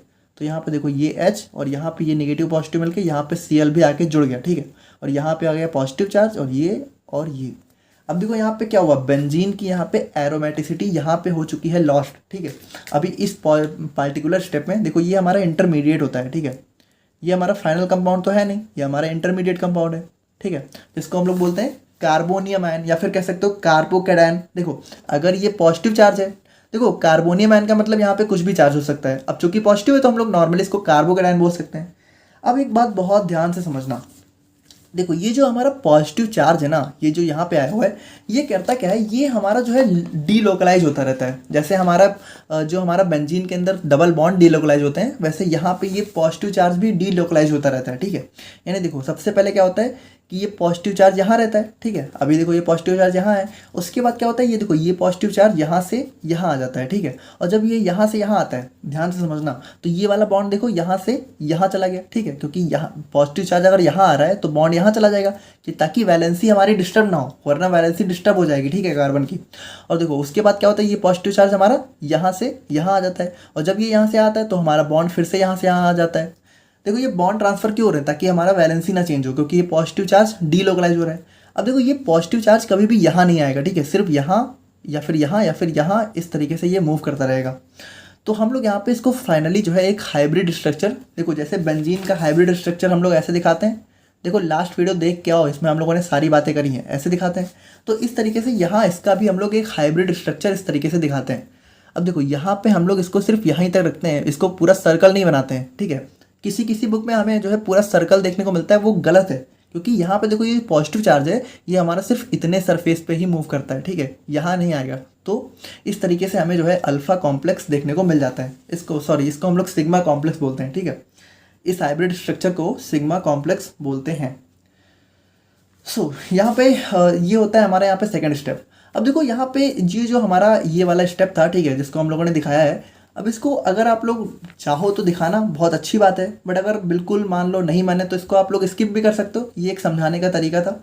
बट जनरली दिखाना चाहिए और आप लोग को पता होना चाहिए, ठीक है, कि ये जो हमारा इंटरमीडिएट होता है ये हमारा इस तरीके से होता है। देखो ये है हमारा यही, ठीक है, बस यहाँ पे क्या हो रहा है, ये पॉजिटिव चार्ज डीलोकलाइज हो रहे हैं, तो ये हमारा स्टेप 2 हो गया। देखो समझ आ रहा है ना, काफ़ी सिंपल है यार, कुछ है नहीं। और फाइनली क्या होगा, फाइनली हो जाएगा हमारा यहाँ पे loss of proton and formation of product. देखो अभी क्या है कि देखो अभी हमारा जो है H भी जुड़ा हुआ है, Cl भी जुड़ा हुआ है, जबकि जो हमारा फाइनल प्रोडक्ट था वो था हमारा यहाँ पे सिर्फ क्लोरोबेंजीन, ठीक है, यानी उसमें तो सिर्फ Cl था। तो यहाँ पे होगा क्या, अब फाइनली ये जो हमारा H है, ठीक है, ये हमारा जो है देखो, यानी यहाँ पे देखो फाइनली ये जो हमारा H है, ये यहाँ पे इस AlCl4 में से देखो एक Cl माइनस लेके और यहाँ से H प्लस निकलेगा, यहाँ से Cl माइनस, और ये हमारा HCl बन जाएगा। और फाइनली जो हमारा कैटलिस्ट था AlCl3 वो यहाँ पे रिमूव हो जाएगा, ठीक है।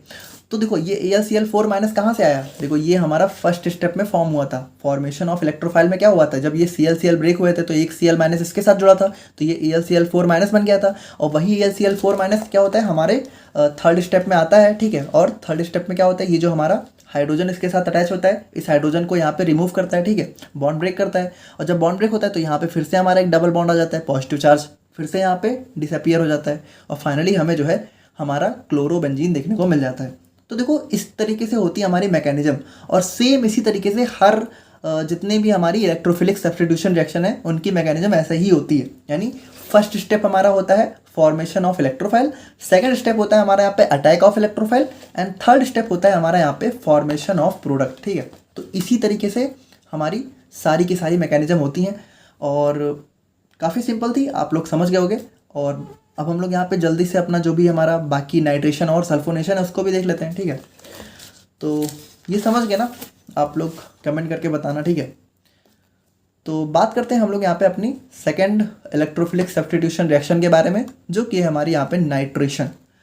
अब देखो नाइट्रेशन जैसा कि नाम से, in nitration benzene reacts with concentrated HNO3 in the presence of concentrated H2SO4 to form nitrobenzene. देखिए यहाँ पे देखो होता क्या है, ये जो बेंजीन है ये हमारा HNO3 कंसेंट्रेटेड से रिएक्ट करता है किसकी प्रेजेंस में, कंसेंट्रेटेड H2SO4 यानी सल्फ्यूरिक एसिड की प्रेजेंट में, और बनाता क्या है, बनाता है हमारा यहाँ पे नाइट्रोबेंजीन। ठीक है, तो देखो ये हमारी फाइनल रिएक्शन होती है। अब इसके अंदर हमें मैकेनिज्म देखना है बिल्कुल उसी तरीके से, तो देखो बिल्कुल सेम है, आप लोग ध्यान से देखना। पहला स्टेप हमारा हो गया फॉर्मेशन ऑफ इलेक्ट्रोफाइल। ठीक है, तो इलेक्ट्रोफाइल का फॉर्मेशन कैसे होगा, देखो यहाँ पे आप लोग को थोड़ा सा ध्यान से समझना। देखो यहाँ पे जो हमारा HNO3 है, तो HNO3 को हम लोग यहाँ पे कुछ इस तरीके से भी लिख सकते हैं, ये हमारा इसका केमिकल स्ट्रक्चर होता है। तो यहाँ पे देखो ये हमारा इसका स्ट्रक्चरल फॉर्मूला हो गया। अब यहाँ पे देखो ये जो हमारा HNO3 है ये किसकी प्रेजेंस में रिएक्ट कर रहा है, हमारे H2SO4। अब H2SO4 को यहाँ पे H+ और HSO4 में डिसोसिएट किया जा सकता है, तो ये हमारा डिसोसिएट हो गया। अब यहाँ पे देखो होगा क्या, ये जो हमारा H+ है ये हमारा इस HNO3 के साथ जाके अटैच हो जाता है। ठीक है, तो यहाँ पे देखो ये हमें कुछ इस तरीके से, और जो HSO4 है वो हमारा सिंपली अलग हो गया। अच्छा ध्यान से देखना, यहाँ पे देखो यहाँ पे हमारा पॉजिटिव चार्ज है। ठीक है, और अब होगा क्या, देखो यहाँ से होगा हमारा बॉन्ड ब्रेक। ठीक है, देखो इसको ध्यान से समझना, HO, ठीक है, और ये हमारा H+ और ये हमारा NO2। ठीक है, यही तो लिखा हुआ है। अब देखो होगा क्या, यहाँ से होगा बॉन्ड ब्रेक। ठीक है, जब बॉन्ड ब्रेक होगा तो यहाँ पे आ जाएगा हमारा एक निगेटिव चार्ज। ठीक है, यहाँ पे आ जाएगा हमारा एक पॉजिटिव चार्ज। तो यहाँ पे देखो ये नेगेटिव पॉजिटिव मिलके हमारा सिंपली वाटर के फॉर्म में अलग हो जाएंगे। ठीक है, तो यहाँ पे ये H2 अलग हो गया और यहाँ पे NO2 के पास क्या आ गया, NO2 के पास आ गया हमारा एक पॉजिटिव चार्ज। तो यहाँ पे देखो फाइनली हमें जो है क्या, NO2 प्लस NO2 पॉजिटिव और H2O, और ये जो हमारा HSO4 है वो हमारा सिंपली अलग हो गया। तो यहाँ पे हमारा क्या हो गया, फॉर्मेशन ऑफ का इलेक्ट्रोफाइल। देखो ये NO2 प्लस यानी नाइट्रोनियम आयन हमारा है इलेक्ट्रोफाइल। ठीक है, देखो यही है हमारा इलेक्ट्रोफाइल NO2 प्लस। ओके, तो सेकंड स्टेप में हमारा क्या होगा, सेकंड स्टेप में सिंपली वही चीज़ है कि हमारा इलेक्ट्रोफाइल जो है अटैक करेगा किस पे, कार्बोकैटायन हमारा बेंजीन रिंग पे, और क्या फॉर्म करेगा, हमारा कार्बोकैटायन फॉर्म करेगा। तो देखो यहाँ पे, और चूंकि आप लोग को पता है कि एरो हम लोग यहाँ पे इलेक्ट्रोफाइल की तरफ ही लगाते हैं, तो यहाँ पे क्या होगा, ये NO2 प्लस हमारा इसके पास आके अटैक करेगा। तो यहाँ पे देखो ये हमारा NO2 और H इस तरीके से हो जाएगा, बॉन्ड ब्रेक हो जाएगा, यहाँ पे पॉजिटिव चार्ज आ जाएगा। अब देखो आप लोग यहाँ पे जो हम लोगों ने अभी लास्ट रिएक्शन में देखा कि जो हमारा पॉजिटिव है, ठीक है, ये हमारा क्या करता है, अब ये हमारा डीलोकलाइज होता रहता है, तो उसको आप लोग यहाँ पे उसी तरीके से दिखा सकते हो। ठीक है, हम लोगों ने यहाँ पे बार बार नहीं दिखाया, बट आप दिखा देना। और स्टेप 3 की बात करें तो फाइनली क्या होगा, फाइनली हमारा हो जाएगा loss of proton leads to the formation of nitrobenzene. यानी यहाँ से ये जो हमारा H है, ठीक है, अब ये हमारा इस HSO4 माइनस के साथ जुड़ के H2SO4 के फॉर्म में अलग हो जाएगा, और फाइनली हमें जो है अपना नाइट्रोबेंजीन देखने को मिल जाएगा। ठीक है, यानी ये बॉन्ड जो हमारा ब्रेक हुआ था ये वापस से बन जाएगा। ठीक है, और इस तरीके से हमारा फॉर्मेशन हो जाएगा। तो देखो कितनी सिंपल सी रिएक्शन है। और फाइनली हम लोग बात कर लेते हैं अपनी सल्फोनेशन के बारे में। तो देखो सल्फोनेशन भी काफ़ी सिंपल है। In sulphonation benzene reacts with concentrated और फ्यूमिंग सल्फ्यूरिक एसिड, यानी कि यहाँ पे जो हमारा बेंजीन है या तो वो कंसेंट्रेटेड सल्फ्यूरिक एसिड या तो फ्यूमिंग सल्फ्यूरिक एसिड के प्रेजेंस में रिएक्ट करेगा, और हमारा क्या फॉर्म करेगा, बेंजीन सल्फोनिक एसिड। देखो ये होता है हमारा यहाँ पे बेंजीन सल्फोनिक एसिड, यानी बेंजीन में जब SO3H ग्रुप आके जुड़ जाता है तो उसको हम लोग बोलते हैं, इसका नाम होता है बेंजीन सल्फोनिक एसिड। तो ये हमारी फाइनल रिएक्शन है। अब इसके अंदर हमें क्या देखना है, हमारा मैकेनिज्म देखना है। तो काफ़ी सिंपल है। देखो यहाँ पे स्टेप 1 की अगर बात करें तो स्टेप 1 देखो हमारा, अच्छा यहाँ पे देखो एक बहुत इंपॉर्टेंट बात है कि ऑल्दो यहाँ पे हमारा आके जुड़ा हुआ है SO3H, ठीक है, बट स्टिल हमारा जो इलेक्ट्रोफाइल होता है वो हमारा यहाँ पे SO3H+ नहीं होता है। देखो नॉर्मली क्या हो रहा था, नॉर्मली जैसे हमारा Cl आके जुड़ रहा था तो हमारा इलेक्ट्रोफाइल Cl+ था, ठीक है, NO2 आके जुड़ रहा था तो हमारा इलेक्ट्रोफाइल NO2 पॉजिटिव था। बट यहाँ पे SO3H आके जुड़ रहा है, बट इलेक्ट्रोफाइल हमारा SO3 पॉजिटिव नहीं होगा। अभी देखेंगे हम लोग क्या होगा, ठीक है। तो स्टेप 1 देखो हमारा क्या है, फॉर्मेशन ऑफ इलेक्ट्रोफाइल। तो यहाँ पे इलेक्ट्रोफाइल हमारा होता है SO3। जी हाँ, यहाँ पे हमें कोई पॉजिटिव चार्ज वगैरह देखने को नहीं मिलता है। अभी देखेंगे इसकी मैकेनिज्म कैसे होती है। तो ये होता है हमारा इलेक्ट्रोफाइल, कैसे फॉर्म होता है, जो हमारा H2SO4 है, ठीक है, ये खुद ही यहाँ पे डिसोसिएट होकर इसका फॉर्मेशन कर देता है, ठीक है। तो यहाँ पे देखो H3O+ और HSO4- और SO3, देखो ये सारी चीज़ें ध्यान रखना, ये अभी सारी चीज़ें हमारी रिएक्शन में आएंगी। देखो H3O+, ठीक है, और यहाँ पे क्या है HSO4- और हमारा क्या है SO3, ठीक है। तो ये हो गया हमारा यहाँ पे फर्स्ट स्टेप, ठीक है। अब यहाँ पे ये हमारा क्या है, ये हमारा इलेक्ट्रोफाइल है, ठीक है, और इसका नाम क्या है, सल्फर ट्राईऑक्साइड, यानी 3 ऑक्सीजन है और 1 सल्फर है, सिंपल है। तो सेकंड स्टेप क्या होगा, सेकंड स्टेप में होगा हमारे यहाँ पे attack of electrophile on benzene to form carbocation. अब यहाँ पे देखो ये जो हमारा इलेक्ट्रोफाइल है, ठीक है, SO3, ये हमारा बेंजीन रिंग पे अटैक करेगा और यहाँ पे क्या होगा, कार्बोकैटायन का फॉर्मेशन करेगा। अच्छा, अब यहाँ पे ध्यान से सुनना, देखो ये SO3 तो हमारा ना इसके ऊपर कोई पॉजिटिव चार्ज है ना नेगेटिव चार्ज है, तो ये बेंजीन रिंग के साथ जाके अटैच कैसे होगा। तो देखो इसके अंदर कहानी हमारी इसके स्ट्रक्चर में छुपी है। देखो ये जो SO3 है ना, इसका स्ट्रक्चर हमारा कुछ इस तरीके से होता है, S डबल बॉन्ड O और डबल बॉन्ड O। तो यहाँ पे बेसिकली होता क्या है, देखो ध्यान से देखना, यहाँ पे ये जो एक डबल बॉन्ड है, ठीक है, ये हमारा डिसोशिएट होके ब्रेक हो जाता है, ठीक है। तो यहाँ पे इस S के पास आ जाता है हमारा यहाँ पे पॉजिटिव चार्ज और इस O के पास आ जाता है हमारे यहाँ पे निगेटिव चार्ज। यानी कि फाइनली अगर हम लोग बात करें तो हमारा स्ट्रक्चर कुछ इस तरीके से देखने को मिलता है, ठीक है। देखो SO यहाँ पे निगेटिव, यहाँ पे पॉजिटिव, और ये डबल बॉन्ड O और ये डबल बॉन्ड O, ठीक है। यानी एक डबल बॉन्ड यहाँ पे क्या होता है, ब्रेक हो जाता है। तो अब देखो, अब सिंपल है, यहाँ पे पॉजिटिव चार्ज आ गया तो ये पॉजिटिव हमारा यहाँ पे आके जुड़ जाएगा, ठीक है। यहाँ पे देखो क्या होता है ना, पहले बॉन्ड ब्रेक होगा तो यहाँ पे निगेटिव आएगा, यहाँ पे पॉजिटिव आएगा, तो यहाँ पे ये निगेटिव और इस SO3 का भी ये पॉजिटिव आके SO3, और यहाँ पे देखो O के पास तो निगेटिव है ही है, तो SO3-, यानी हमारे यहाँ पे SO3- आके अटैच होता है। इसको ध्यान से समझना, बहुत इंपॉर्टेंट है, ठीक है। और हमारा H तो जुड़ा ही रहता है, यहाँ पे H होगा, सिंपली प्लस नहीं होगा, ठीक है, नॉर्मली H होगा। तो ये हो गया स्टेप 2। और फाइनली स्टेप 3 की बात करें तो देखो स्टेप 3 यहाँ पे बहुत इंपॉर्टेंट हो जाता है।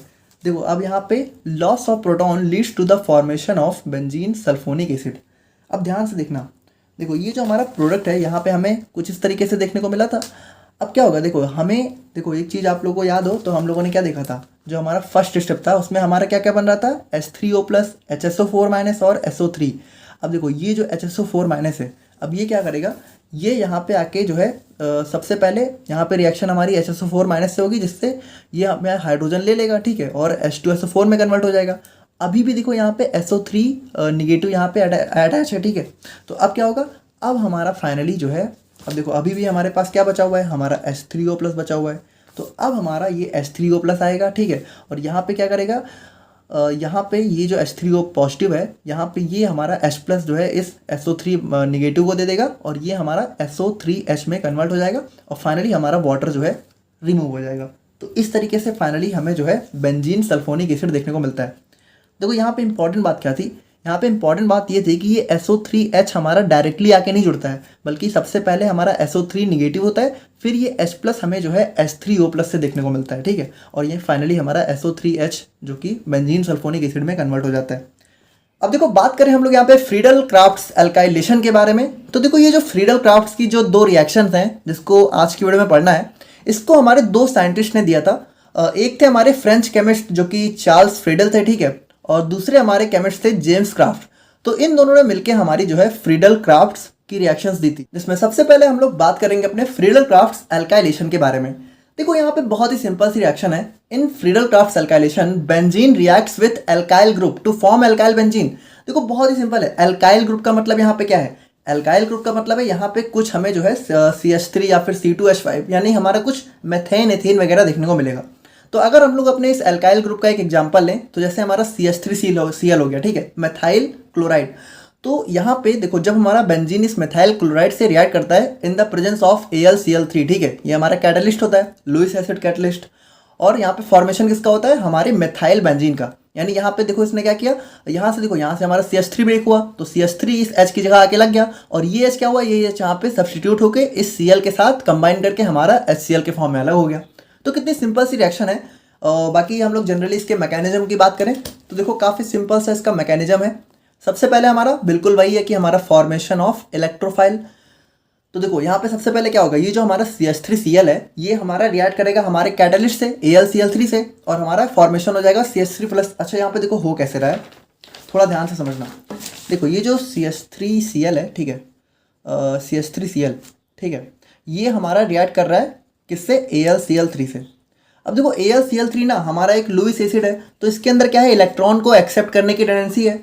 तो यहाँ पे होगा क्या, देखो ये हमारा CH3Cl को हम लोग इस तरीके से लिख सकते हैं, यहाँ पे ये बॉन्ड हो गया, ठीक है, और ये हमारा AlCl3 हो गया। अब हुआ क्या, देखो यहाँ पे इस AlCl3 हमारा इस क्लोरीन को अपनी तरफ अट्रैक्ट करेगा, ठीक है। तो जब अट्रैक्ट करेगा तो यहाँ पे होगा क्या, इनके बीच में एक बॉन्ड बनना चालू होगा। अब देखो जैसे जैसे इनके बीच में बॉन्ड बनेगा वैसे वैसे ये बॉन्ड यहाँ पे ब्रेक होता जाएगा, मतलब कह सकते हो वीक होता जाएगा, और जैसे जैसे वीक होगा एट लास्ट में क्या होगा, ये बॉन्ड फाइनली यहाँ से हो जाएगा ब्रेक। जब ब्रेक होगा तो यहाँ पे हमें क्या देखने को मिलेगा, यहाँ पे हमारा CH3+ अलग हो जाएगा, और ये Cl हमारा एक इलेक्ट्रॉन लेके इस AlCl3 के साथ कंबाइन करके AlCl4- के फॉर्म में अलग हो जाएगा। तो यहाँ पे देखो कुछ इस तरीके से हमें जो है अपने इलेक्ट्रोफाइल का फॉर्मेशन होते हुए देखने को मिलेगा। तो इलेक्ट्रोफाइल हमारा कौन सा है, CH3+, ओके।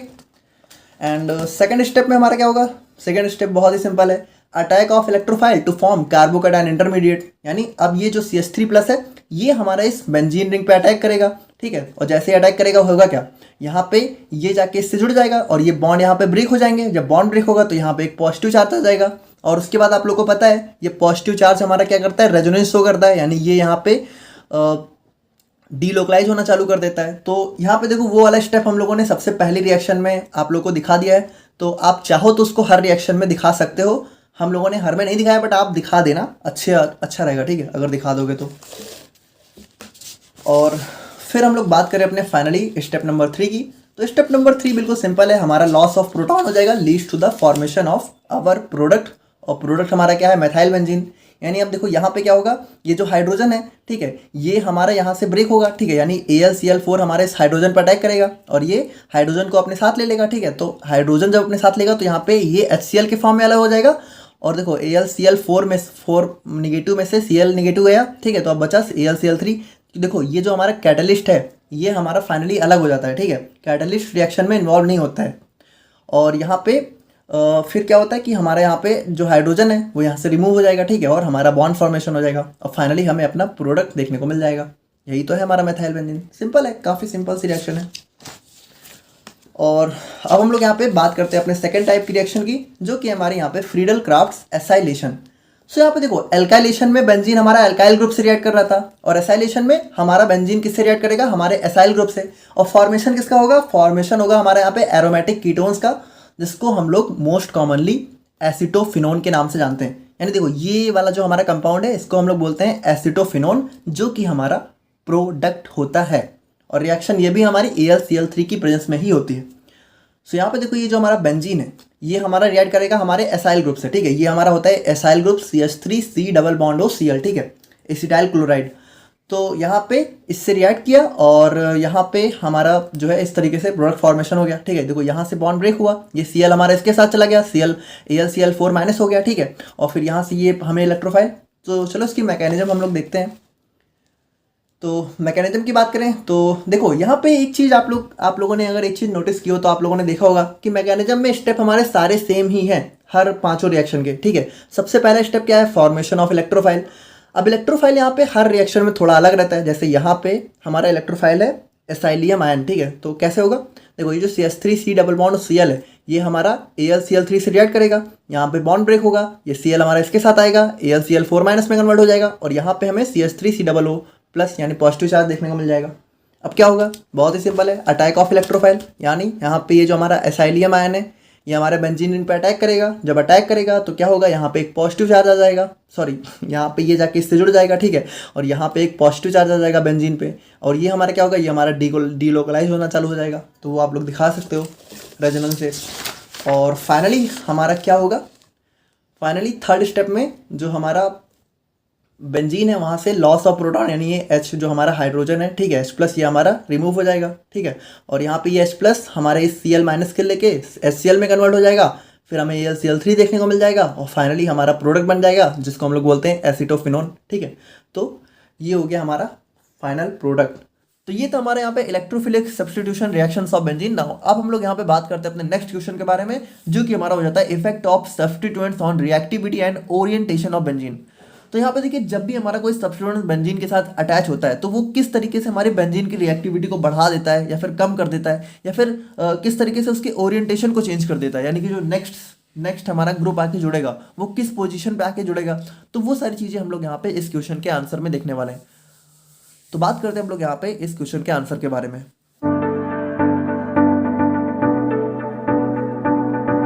हेलो एवरीवन, कैसे हो आप सब लोग? आई होप कि आप सभी बहुत अच्छे होंगे। तो आज की वीडियो में हम लोग बात करेंगे अपने effect of substituents on reactivity and orientation of benzene. अब बेंजीन के ऊपर हम लोगों ने 3 लेक्चर ऑलरेडी कर लिए हैं। आई होप कि आपने देख लिए होंगे। अगर नहीं देखे हैं तो आप लोग यहाँ पे प्लेलिस्ट में जाके चेक कर सकते हो। वहाँ पे आप लोग को ऑर्गेनिक केमिस्ट्री सेकंड की प्लेलिस्ट मिल जाएगी, जिसमें आप लोग बेंजीन के सारे लेक्चर देख सकते हो, ठीक है। तो ये हमारे यहाँ पे बेंजीन के ऊपर 4th लेक्चर होने वाला है, और इसके बाद हमारा एक छोटा सा टॉपिक इसमें और बचेगा, और उसके बाद हमारी जो बेंजीन है यानी यूनिट 1 है वो पूरी तरीके से कंप्लीट हो जाएगी। और नोट्स आप लोग को डिस्क्रिप्शन बॉक्स में बहुत जल्दी मिल जाएगी और टेलीग्राम पे मिल जाएगी, ठीक है।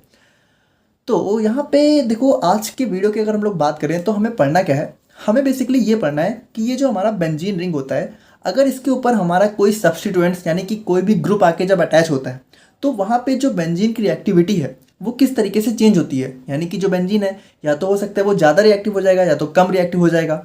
और यहाँ पे ओरिएंटेशन तो अभी सारी बातें करेंगे, बाकी हम लोग थोड़ा सा थ्योरी अगर देखें तो benzene ring contains 6 hydrogen and 6 all 6 hydrogen of benzene are identical in nature. देखो, ये चीज़ तो हमें बहुत अच्छे से पता चल चुकी है कि जो हमारी बेंजीन रिंग है इसके अंदर हमें 6 हाइड्रोजन देखने को मिलते हैं, और ये 6 के 6 हाइड्रोजन क्या होते हैं? आइडेंटिकल नेचर के होते हैं, यानी बिल्कुल सेम होते हैं, ठीक है। तो now when 1 hydrogen of benzene is substituted by a group then it becomes mono substituted benzene.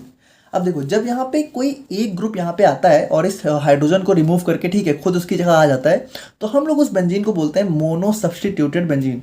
अच्छा, अब एक चीज़ आप लोग को पता है, क्योंकि जो हमारा बेंजीन है उसके 6 हाइड्रोजन बिल्कुल सेम है, तो ये जो हमारा पहला ग्रुप होता है ये हमारा किसी भी हाइड्रोजन को रिप्लेस कर सकता है। यानी ये यहाँ पे भी आके लग सकता है, यहाँ पे भी आके लग सकता है, यहाँ पे भी, यहाँ पे, मतलब इसका जहाँ मन हो वो वहाँ पे हम लोग इस ग्रुप को ऐड कर सकते हैं। और यहाँ पे सबका नाम सेम ही होगा, यानी ऐसा नहीं है कि इस पोजीशन पे NO2 लगाए तो इसका नेम अलग हो गया, ठीक है, और इस पोजीशन पे लगाए तो इसका अलग हो गया। सबका नेम यहाँ पे नाइट्रोबेंजीन ही होगा, यानी ये बिल्कुल सारे हमारे सेम प्रोडक्ट होते हैं, ठीक है। तो ये चीज़ आप लोगों को क्लियर है। नाउ व्हेन तो ये चीज़ हम लोगों ने देखा कि एक अगर हमारा कोई भी सब्स्टिट्यूएंट आके जुड़ रहा है तो हम लोग इसको मोनो सब्स्टिट्यूटेड बेंजीन बोलते हैं। देखो, बहुत ही सिंपल है। मोनो मतलब सिंगल। अब मान लो 2 जुड़ा है तो डाई सब्स्टिट्यूटेड बेंजीन, 3 जुड़ा है तो ट्राई, और 3 से भी ज़्यादा जुड़ा है तो पॉली सब्स्टिट्यूटेड बेंजीन। तो इस तरीके से काफ़ी सिंपल है, ये तो कोई खास बात है नहीं। Now this mono substituted benzene contains 3 positions. अब यहाँ से आप लोग बहुत ध्यान से चीज़ें सुनना, यहाँ से लेक्चर बहुत ज़्यादा इंपॉर्टेंट हो जाता है। देखो, जब हमारा बेंजीन है, जब इसके ऊपर कोई भी ग्रुप या फिर कोई भी सब्स्टिट्यूएंट यहाँ पे नहीं ऐड है, तो यहाँ पे हमारे बेंजीन की सारी पोजीशंस बिल्कुल सेम होती हैं। यानी हमारा जो पहला ग्रुप है वो हमारा किसी भी पोजीशन पे आके अटैच हो सकता है, सारी चीज़ें हमारी सेम ही होंगी। लेकिन एक बार जब हमारा पहला सब्स्टिट्यूएंट या फिर पहला ग्रुप आके अटैच हो गया हमारे बेंजीन पे, तो उसके बाद ये जो हमारी पोजीशंस हैं, ठीक है, ये हमारी थोड़ी सी चेंज हो जाती हैं। यानी इन पोजीशंस का कुछ नेम हो जाता है। तो क्या नेम होता है? देखो, इसको बहुत ध्यान से समझना। जैसे मान लो जो हमारा बेंजीन है उसकी इस पोजीशन पे, ठीक है, हमारा मान लो कोई ग्रुप आके जुड़ गया, हम लोग मान लेते हैं COOH हमारा आके जुड़ गया, ठीक है। तो अब यहाँ पे ध्यान से सुनना, जो हमारा पहला ग्रुप होता है, ठीक है, तो इसके जो जस्ट बगल वाली दोनों पोजीशंस होती हैं, यानी इसके बगल चाहे इस साइड चलो चाहे इस साइड, यहाँ पे इस वाली पोजीशन को हम लोग बोलते हैं ऑर्थो पोजीशन, ठीक है। बिल्कुल क्लियर है ना? देखो, ये दोनों पोजीशन बिल्कुल सेम है, चाहे आप इधर चलो चाहे इधर चलो, तो दोनों का नाम ऑर्थो। और उसके बाद जो सेकंड पोजीशन है वो भी दोनों यहाँ पे सेम है, तो इन दोनों को हम लोग क्या बोलते हैं? मेटा, ठीक है। और जो यहाँ पे लास्ट वाली पोजीशन होती है इसको हम लोग यहाँ पे बोलते हैं पैरा पोजीशन। देखो, ये पोजीशंस कब आती हैं? जब हमारा कोई ग्रुप आके बेंजीन से अटैच हो जाता है, ठीक है, तो वहाँ पे उसके बाद अगर हम लोग कोई भी सब्स्टिट्यूएंट या फिर कोई भी ग्रुप अटैच कर रहे हैं तो वहाँ पे वो पोजीशंस जो है चेंज हो जाती हैं। यानी देखो, इसको बिल्कुल ऐसे समझो कि मान लो यहाँ पे कोई ग्रुप आके अटैच हो गया, अब अगर हम लोग जो है कोई दूसरा ग्रुप लाके अटैच कर रहे हैं, तो अगर इस पोजीशन पे कर रहे हैं, ठीक है, जैसे ये हमारे ऑर्थो है, तो ये हमारा अलग हो गया। और अगर हम लोगों ने यहाँ करेंगे तो यहाँ पे देखो ये मेटा हो जाता है, ठीक है, तो ये हमारा अलग हो जाता है। जबकि अगर नॉर्मली बेंजीन में देखें तो बेंजीन में चाहे आप यहाँ जोड़ो, चाहे यहाँ जोड़ो, चाहे यहाँ जोड़ो, सारी पोजीशंस बिल्कुल सेम ही रहती हैं। लेकिन वहीं पे अगर हमारा कोई ग्रुप आके अटैच हो गया एक बार, ठीक है, तो उसके बाद जो हमारी पोजीशंस है वो यहाँ पे चेंज हो जाती हैं। यानी तब इस पोजीशन को हम लोग ऑर्थो, इस पोजीशन को मेटा, इस पोजीशन को हम लोग पैरा बोलते हैं। अच्छा देखो यहाँ पे इस चीज़ में आप लोग बिल्कुल कंफ्यूज मत होना। देखो हम लोग इस ग्रुप के रेस्पेक्ट में देखते हैं, यानी ग्रुप के बगल वाली पोजीशन को ऑर्थो और उसके बगल वाली को मेटा और उसके बगल वाली को पैरा बोलते हैं। यानी ऐसा नहीं है कि हम लोग यहाँ पे इस पोजीशन को ही ऑर्थो बोलेंगे। इसको ऐसे समझो, मान लो अगर हमारा COOH इस जगह लगा है तो तब हम लोग यहाँ पे ऑर्थो इस पोजीशन और इस पोजीशन को बोलेंगे। यानी जो हमारा मेन ग्रुप है, ठीक है, उसके जस्ट बगल बगल वाली पोजीशन को देखेंगे। अब जैसे मान लो यही COOH यहाँ लग गया तो तब ऑर्थो ये हो जाएंगे, ठीक है। देखो इसको ऐसे यहाँ पे इस तरीके से आप लोग को देखना है कि COOH जहाँ लगा है उसके बगल बगल वाली पोजीशन ऑर्थो, उसके बगल बगल वाली मेटा और फिर सबसे लास्ट वाली हमारी पैरा। तो यहाँ पे एक चीज़ हमें देखने को मिली कि ऑर्थो की हमारी 2 पोजीशंस होती हैं, मेटा की भी 2 होती हैं, बट पैरा की एक सिंगल होती है। और ये जो ऑर्थो है दोनों बिल्कुल सेम है, मेटा भी बिल्कुल सेम है और पैरा हमारी जो है अलग हो जाती है, ठीक है। तो यहाँ पे जो है हमें कुछ इस तरीके से पोजीशंस देखने को मिलती हैं। जैसे इसका एग्जांपल हम लोग देखें, मान लो हमारा जो है जो हमारा बेंजीन है, अगर उसमें हमारा OH ग्रुप आके अटैच हो गया, ठीक है, तो बेंजीन में जब OH ग्रुप आके अटैच होता है तो हम लोग उसको फिनॉल बोलते हैं। फिनॉल के बारे में हमें यूनिट 2 में पढ़ना भी है काफ़ी डिटेल में। तो अगर मान लो अब इस फिनॉल में जो हमारा NO2 यानी नाइट्रो ग्रुप है, अब अगर मान लो इस पोजीशन पे आके लगा तो हम लोग इसको क्या बोलेंगे, ऑर्थो नाइट्रोफिनॉल, क्योंकि ये पोजीशन हमारी ऑर्थो पोजीशन हो जाएगी, ठीक है। और अगर इस पोजीशन पे लगा तो मेटा नाइट्रोफिनॉल, ठीक है। यानी अब यहाँ पे और यहाँ पे अगर हमारा नाइट्रो लग रहा है तो दोनों अलग अलग हो जाता है। ये नहीं होगा कि यहाँ पे भी लग गया तो भी सेम है, यहाँ लग गया तो भी सेम है, ठीक है। और वहीं अगर इस पोजीशन पे लग गया तो इसको हम लोग बोलेंगे पैरा नाइट्रोफिनॉल। जबकि इसी नाइट्रो को हम लोगों ने बेंजीन में देखा था तो चाहे यहाँ लग रहा था, चाहे यहाँ सेम ही था। लेकिन जैसे ही एक सब्स्टिट्यूएंट आके अटैच हुआ, ठीक है, तो ये चीज़ें हमारी चेंज हो जाती हैं। तो ये हमारा एक बहुत ही इंपॉर्टेंट टर्म था जिसको आप लोग को समझना जरूरी था। एंड आई होप कि आप लोग यहाँ पे समझ गए होंगे। जैसे कि इस फिगर में आप लोग देख सकते हो कि यहाँ पे X हमारा कोई भी ग्रुप हो सकता है, ठीक है। तो यहाँ पे अगर कोई भी ग्रुप हमारा आके अटैच हो चुका है तो अब यहाँ पे उसके बगल वाली पोजिशंस को हम लोग ऑर्थो, फिर यहाँ पे मेटा, फिर यहाँ पे इसको हम लोग पैरा बोलते हैं। तो इतनी चीज़ें आई थिंक कि आप लोगों को क्लियर हो चुकी होंगी। जैसे कि now here in the above structure X can be any substituent, यानी यहाँ पे ये कुछ भी हो सकता है। Also the nature of X decides the reactivity of benzene towards other electrophiles and also their positions. और देखो इसी को हम लोग को आज पढ़ना है। यानी हम लोग को अब देखो आप लोग ध्यान से समझना, हम लोग को आज पढ़ना क्या है। देखो ये जो हमारा ग्रुप है जब ये आके हमारी इस बेंजीन रिंग पे अटैच हो जाता है, ठीक है, तो अब ये ग्रुप हमारा इस बेंजीन रिंग की रिएक्टिविटी को कैसे यहाँ पे चेंज करता है। यानी देखो ये ग्रुप बहुत अलग अलग टाइप के हो सकते हैं, है ना। हो सकता है यहाँ पे CH3 जुड़ा हो सकता है, NO2 जुड़ा हो सकता है, NH2, कुछ भी हो सकता है X, ठीक है। तो यहाँ पे ये जो हमारा ग्रुप आके जुड़ते हैं तो ये ग्रुप किस तरीके से इस बेंजीन की रिएक्टिविटी को या तो बढ़ाते हैं। अब देखो 2 चीज़ें होंगी, या तो ये ग्रुप जो आके अटैच हो रहा है ये इस बेंजीन रिंग की रिएक्टिविटी को बढ़ा देगा, ठीक है, या तो इस बेंजीन रिंग की रिएक्टिविटी को कम कर देगा। और यहाँ पे एक और चीज़ यहाँ पे डिसाइड करता है कि देखो यहाँ पे ये हमारा पहला सब्स्टिट्यूएंट हो गया जो कि इससे आके अटैच हो गया। अब जो हमारा दूसरा सब्स्टिट्यूएंट हमारा आके इससे अटैच होगा, यानी अब जब ये दूसरी बार मान लो किसी इलेक्ट्रोफिलिक रिएक्शन में जा रहा है तो अब जो दूसरा इलेक्ट्रोफाइल आके अटैच होगा वो यहाँ पे ऑर्थो पोजिशन पे अटैच होगा कि मेटा पे होगा कि पैरा पे होगा, वो भी हमारा ये ग्रुप ही डिसाइड करता है, ठीक है। तो काफ़ी ज़्यादा इंपॉर्टेंट रोल हमारा ग्रुप्स प्ले करते हैं। अब ये ग्रुप हमारे बहुत ही अलग अलग टाइप के होते हैं। जैसे कि यहाँ पे मेनली अगर हम लोग बात करें तो ये जो हमारा सब्स्टिट्यूएंट या फिर ग्रुप है ये हमारे मेनली 2 टाइप के हो सकते हैं, ठीक है। पहला हो गया रिंग एक्टिवेटिंग ग्रुप और दूसरा हो गया रिंग डीएक्टिवेटिंग ग्रुप्स। तो इन्हीं दोनों को हम लोग को बेसिकली आज की वीडियो में पढ़ना है। तो सबसे पहले हम लोग बात करते हैं अपने रिंग एक्टिवेटिंग ग्रुप्स के बारे में। देखो एक चीज़ आप लोग समझो, देखो ये जो हमारा बेंजीन है ये हमारी कौन सी रिएक्शन देता है, इलेक्ट्रोफिलिक सब्स्टिट्यूशन रिएक्शन, यही तो देता है। जिसमें होता है क्या है, ये जो हमारा इलेक्ट्रोफाइल होता है। अच्छा देखो इलेक्ट्रोफाइल का मतलब क्या होता है, इलेक्ट्रोफाइल मतलब इलेक्ट्रॉन लवर, यानी इसको यहाँ पे जितना ज़्यादा इलेक्ट्रॉन मिलेगा ये उतनी ज़्यादा रिएक्शन करेगा। यानी अगर हमारे बेंजीन के पास जितना ज़्यादा इलेक्ट्रॉन होंगे उतना ज़्यादा ये बेंजीन हमारी इलेक्ट्रोफिलिक सब्स्टिट्यूशन रिएक्शन के अंदर जाएगा, क्योंकि इसको जैसे जैसे इलेक्ट्रॉन दिखेगा ये रिएक्शन हमारा बढ़ाता जाएगा, ठीक है। तो यहाँ पे आप लोग समझ गए ना कि बेंजीन में अगर इलेक्ट्रॉन किसी तरह बढ़ गए तो हमारी बेंजीन की रिएक्टिविटी बढ़ जाएगी, और अगर इलेक्ट्रॉन कम हो गए तो बेंजीन की रिएक्टिविटी कम हो जाएगी। तो यहाँ पे देखो रिंग एक्टिवेटिंग ग्रुप्स करते क्या है, ध्यान से समझना।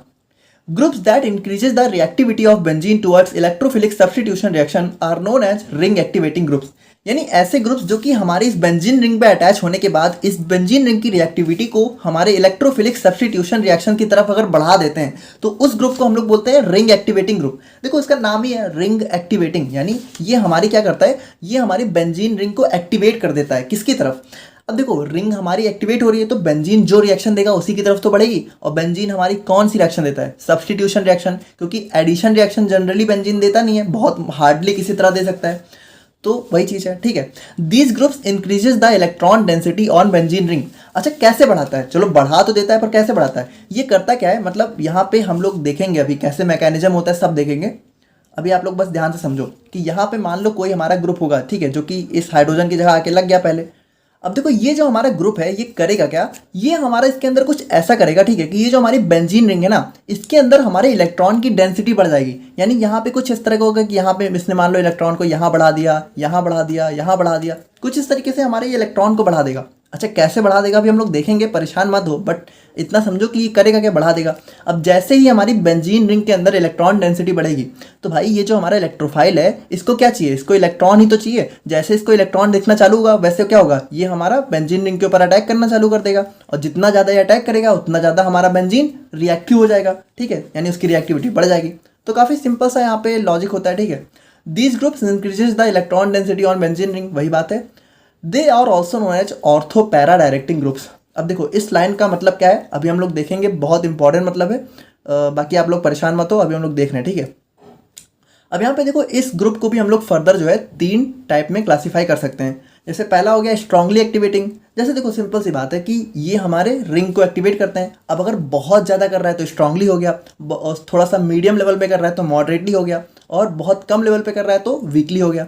जैसे अगर स्ट्रांगली एक्टिवेटिंग की बात करें तो हमारा जो NH2 ग्रुप होता है, देखो NH2 हमारा सबसे स्ट्रांगली रिंग एक्टिवेटिंग ग्रुप होता है। यानी ये जो हमारी बेंजीन रिंग है, अगर यहाँ पे हमारा NH2 ग्रुप आके अटैच हो गया तो ये जो हमारी बेंजीन रिंग है इसकी रिएक्टिविटी बहुत ज़्यादा बढ़ जाती है, ठीक है। और यहाँ पे और भी हमारे कुछ होते हैं, जैसे NR2 हो गया, OH हो गया। और मॉडरेटली में बात करें तो हमारा NHC डबल बॉन्ड और CH3 हो गया, OR हो गया। और वीकली में हमारे जैसे CH3 C6H5। तो ये सब हमारे कुछ ऐसे ग्रुप्स होते हैं जो कि रिंग की एक्टिविटी को बढ़ाने का काम करते हैं। अब देखो यहाँ पे जैसे हम लोग बात करें अपने इफेक्ट ऑन रिएक्टिविटी की, यानी ये जो ग्रुप है अगर ये हमारा अटैच हो रहा है तो ये क्या करता है रिएक्टिविटी के साथ, since ring activating groups have the tendency to donate electrons. अच्छा देखो यहाँ पे ये बढ़ाते कैसे, क्योंकि इनके पास ऐसी टेंडेंसी होती है कि ये इलेक्ट्रॉन को डोनेट कर सकते हैं, ठीक है। तो इलेक्ट्रॉन जब डोनेट करेंगे तो यहाँ पे क्या होगा, इलेक्ट्रॉन हमारी बेंजीन रिंग को डोनेट कर देंगे, जिसकी वजह से बेंजीन में इलेक्ट्रॉन की डेंसिटी बढ़ जाएगी। अभी कैसे डोनेट करेंगे वो भी देखेंगे, परेशान मत हो, ठीक है। तो they increases electron density on benzene ring. Now due to this increased electron, benzene ring becomes more reactive towards electrophilic substitution reaction. यानी सिंपली रिएक्टिविटी ये बढ़ जाती है। और अगर हम लोग बात करें अपने इफेक्ट ऑन ओरिएंटेशन, तो देखो ये यहाँ पे एक बहुत इंपॉर्टेंट चीज़ हो जाती है। देखो यहाँ पे ये जो हमारे रिंग एक्टिवेटिंग ग्रुप्स होते हैं, ठीक है, अभी हम लोग रिंग एक्टिवेटिंग की बात कर रहे हैं। तो अगर ये हमारी बेंजीन रिंग के ऊपर अटैच हुए तो ring activating group guide the second substituents towards the ortho and para positions. देखो ध्यान से समझना, देखो अगर हमारा यहाँ पे ये जो X है ये हमारा एक रिंग एक्टिवेटिंग ग्रुप है, तो यहाँ पे जब हमारा जो बेंजीन रिंग है ये हमारा दूसरी बार इलेक्ट्रोफिलिक सब्स्टिट्यूशन रिएक्शन में जाएगा, तो जो हमारा दूसरा वाला इलेक्ट्रोफाइल होगा वो या तो हमारा ऑर्थो पोजीशन पे अटैच होगा या तो हमारा पैरा पोजीशन पे अटैच होगा, ठीक है। मेटा पोजीशन पे जनरली हमें जो है रिएक्शन देखने को नहीं मिलेगी। देखो यहाँ पे ध्यान से समझना, यानी यहाँ पे क्या कह रहा है कि मान लो अगर हमारा जो है इस बेंजीन रिंग पे कोई भी हमारा रिंग एक्टिवेटिंग ग्रुप लगा है, तो अब उसके बाद जब बेंजीन रिंग किसी दूसरे सब्स्टिट्यूएंट के साथ रिएक्शन करेगा, ठीक है, यानी कोई दूसरा इलेक्ट्रोफाइल यहाँ पे आके अटैच होगा, तो वो या तो हमारा ऑर्थो पोजिशन पे हो सकता है या तो हमारा पैरा पे हो सकता है, मेटा पे नहीं हो सकता है, बहुत जनरली बिल्कुल नहीं हो सकता है। तो समझ गए ना, बिल्कुल सिंपल सी बात है। Ring activating groups guide the, okay ठीक है। और given below is the mechanism of ortho and para directions. तो चलो ठीक है, हम लोगों ने ये भी देख लिया कि यहाँ पे ये जो रिंग एक्टिवेटिंग ग्रुप हैं ये इलेक्ट्रॉन डेंसिटी बढ़ाते हैं, ये भी देख लिया कि ये पैरा और ऑर्थो पोजीशन पे सब्स्टिट्यूएंट को मतलब कह सकते हो कि प्लेस करते हैं। लेकिन ये चीज़ें होती कैसे हैं, तो चलो हम लोग यहाँ पे इसको जो है इसकी मैकेनिज्म से देखते हैं, ठीक है। तो मान लो हमारा जो रिंग एक्टिवेटिंग ग्रुप है, जैसे NH2 हमारा सबसे स्ट्रॉन्ग रिंग एक्टिवेटिंग ग्रुप होता है, तो मान लो ये हमारा बेंजीन रिंग पे अगर आके अटैच हुआ तो ये करेगा क्या? देखो NH2 के पास होते हैं हमारे यहाँ पे लोन पेयर ऑफ इलेक्ट्रॉन्स, ठीक है। तो ये जो लोन पेयर ऑफ इलेक्ट्रॉन्स है ना, ये करेगा क्या? देखो ध्यान से समझना, ये NH2 अपना इस लोन पेयर ऑफ इलेक्ट्रॉन से हमारा क्या करेगा, यहाँ पे एक बॉन्ड फॉर्मेशन कर लेगा, ठीक है।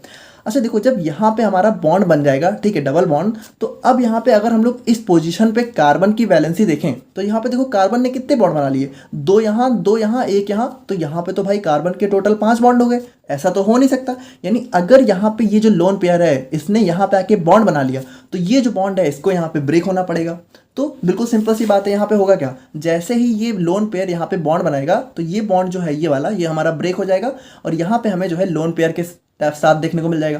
देखो लोन पेयर को हम लोग जनरली, देखो ये जो बॉन्ड है, बॉन्ड, ठीक है, ये हमारा ब्रेक हुआ लोन पेयर में, ठीक है, तो इसको हम लोग कुछ इस तरीके से दिखाते हैं, इसमें कोई कन्फ्यूजन तो नहीं है, ठीक है। तो जब ये ब्रेक होगा तो यहाँ पे होगा, देखो अब यहाँ पे ये लोन पेयर क्या होगा, अब यहाँ से जब लोन पेयर हमारा यहाँ पे आएगा तो अब ये वाला जो बॉन्ड है ये हमारा यहाँ शिफ्ट हो जाएगा, ठीक है। तो यहाँ पे देखो ये बॉन्ड हमारा यहाँ शिफ्ट हो गया, लोन पेयर हमारा यहाँ आ गया।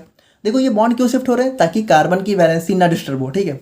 अब उसके बाद जब ये लोन पेयर हमारा यहाँ से यहाँ जाएगा तो ये जो बॉन्ड है ये हमारा यहाँ से यहाँ शिफ्ट हो जाएगा, ठीक है। और उसके बाद फाइनली क्या होगा, ये लोन पेयर हमारा दोबारा से नाइट्रोजन पे चला जाएगा और ठीक है, और फिर बॉन्ड हमारे नॉर्मली हो जाएंगे। देखो यहाँ पे हमें रेजोनेंस देखने को मिल रहा है, ठीक है, सिंपल सी बात है। तो एक चीज़ अगर आप लोग ध्यान से देखो, देखो ये जो हमारा लोन पेयर है ये क्या है, ये हमारे इलेक्ट्रॉन्स हैं, है ना, यही तो है इलेक्ट्रॉन्स। अब देखो ये इलेक्ट्रॉन्स कहाँ कहाँ जा रहे हैं, देखो ये यहाँ जा रहा है, यहाँ जा रहा है और यहाँ पे जा रहा है, ठीक है। तो अगर आप लोग ध्यान से देखो तो ये ठीक है, देखो ये तीनों की तीनों हमारी क्या है, ऑर्थो एंड पैरा पोजिशंस, यानी जो हमारा रिंग एक्टिवेटिंग ग्रुप होता है वो हमारे इलेक्ट्रॉन्स को कहाँ डोनेट करता है, हमारे ऑर्थो पोजिशन और पैरा पोजिशन पे। तो इसकी वजह से होता क्या है, ये जो हमारा इलेक्ट्रोफाइल है ये हमारे ऑर्थो या फिर पैरा पोजिशन पे जाके अटैक करता है, ठीक है, और यहाँ पे हमें जुड़ जाता है। इसी वजह से जो हमारा रिंग एक्टिवेटिंग ग्रुप है, तो जो हमारे सेकंड सब्स्टिट्यूएंट होता है वो हमारा या तो ऑर्थो या तो पैरा पोजिशन पे जाके अटैच होता है, ठीक है। क्योंकि भाई देखो इलेक्ट्रोफाइल को जहाँ इलेक्ट्रॉन दिखेगा वहीं तो जाएगा, ठीक है। तो इसके लिए यहाँ जाना काफ़ी आसान हो गया।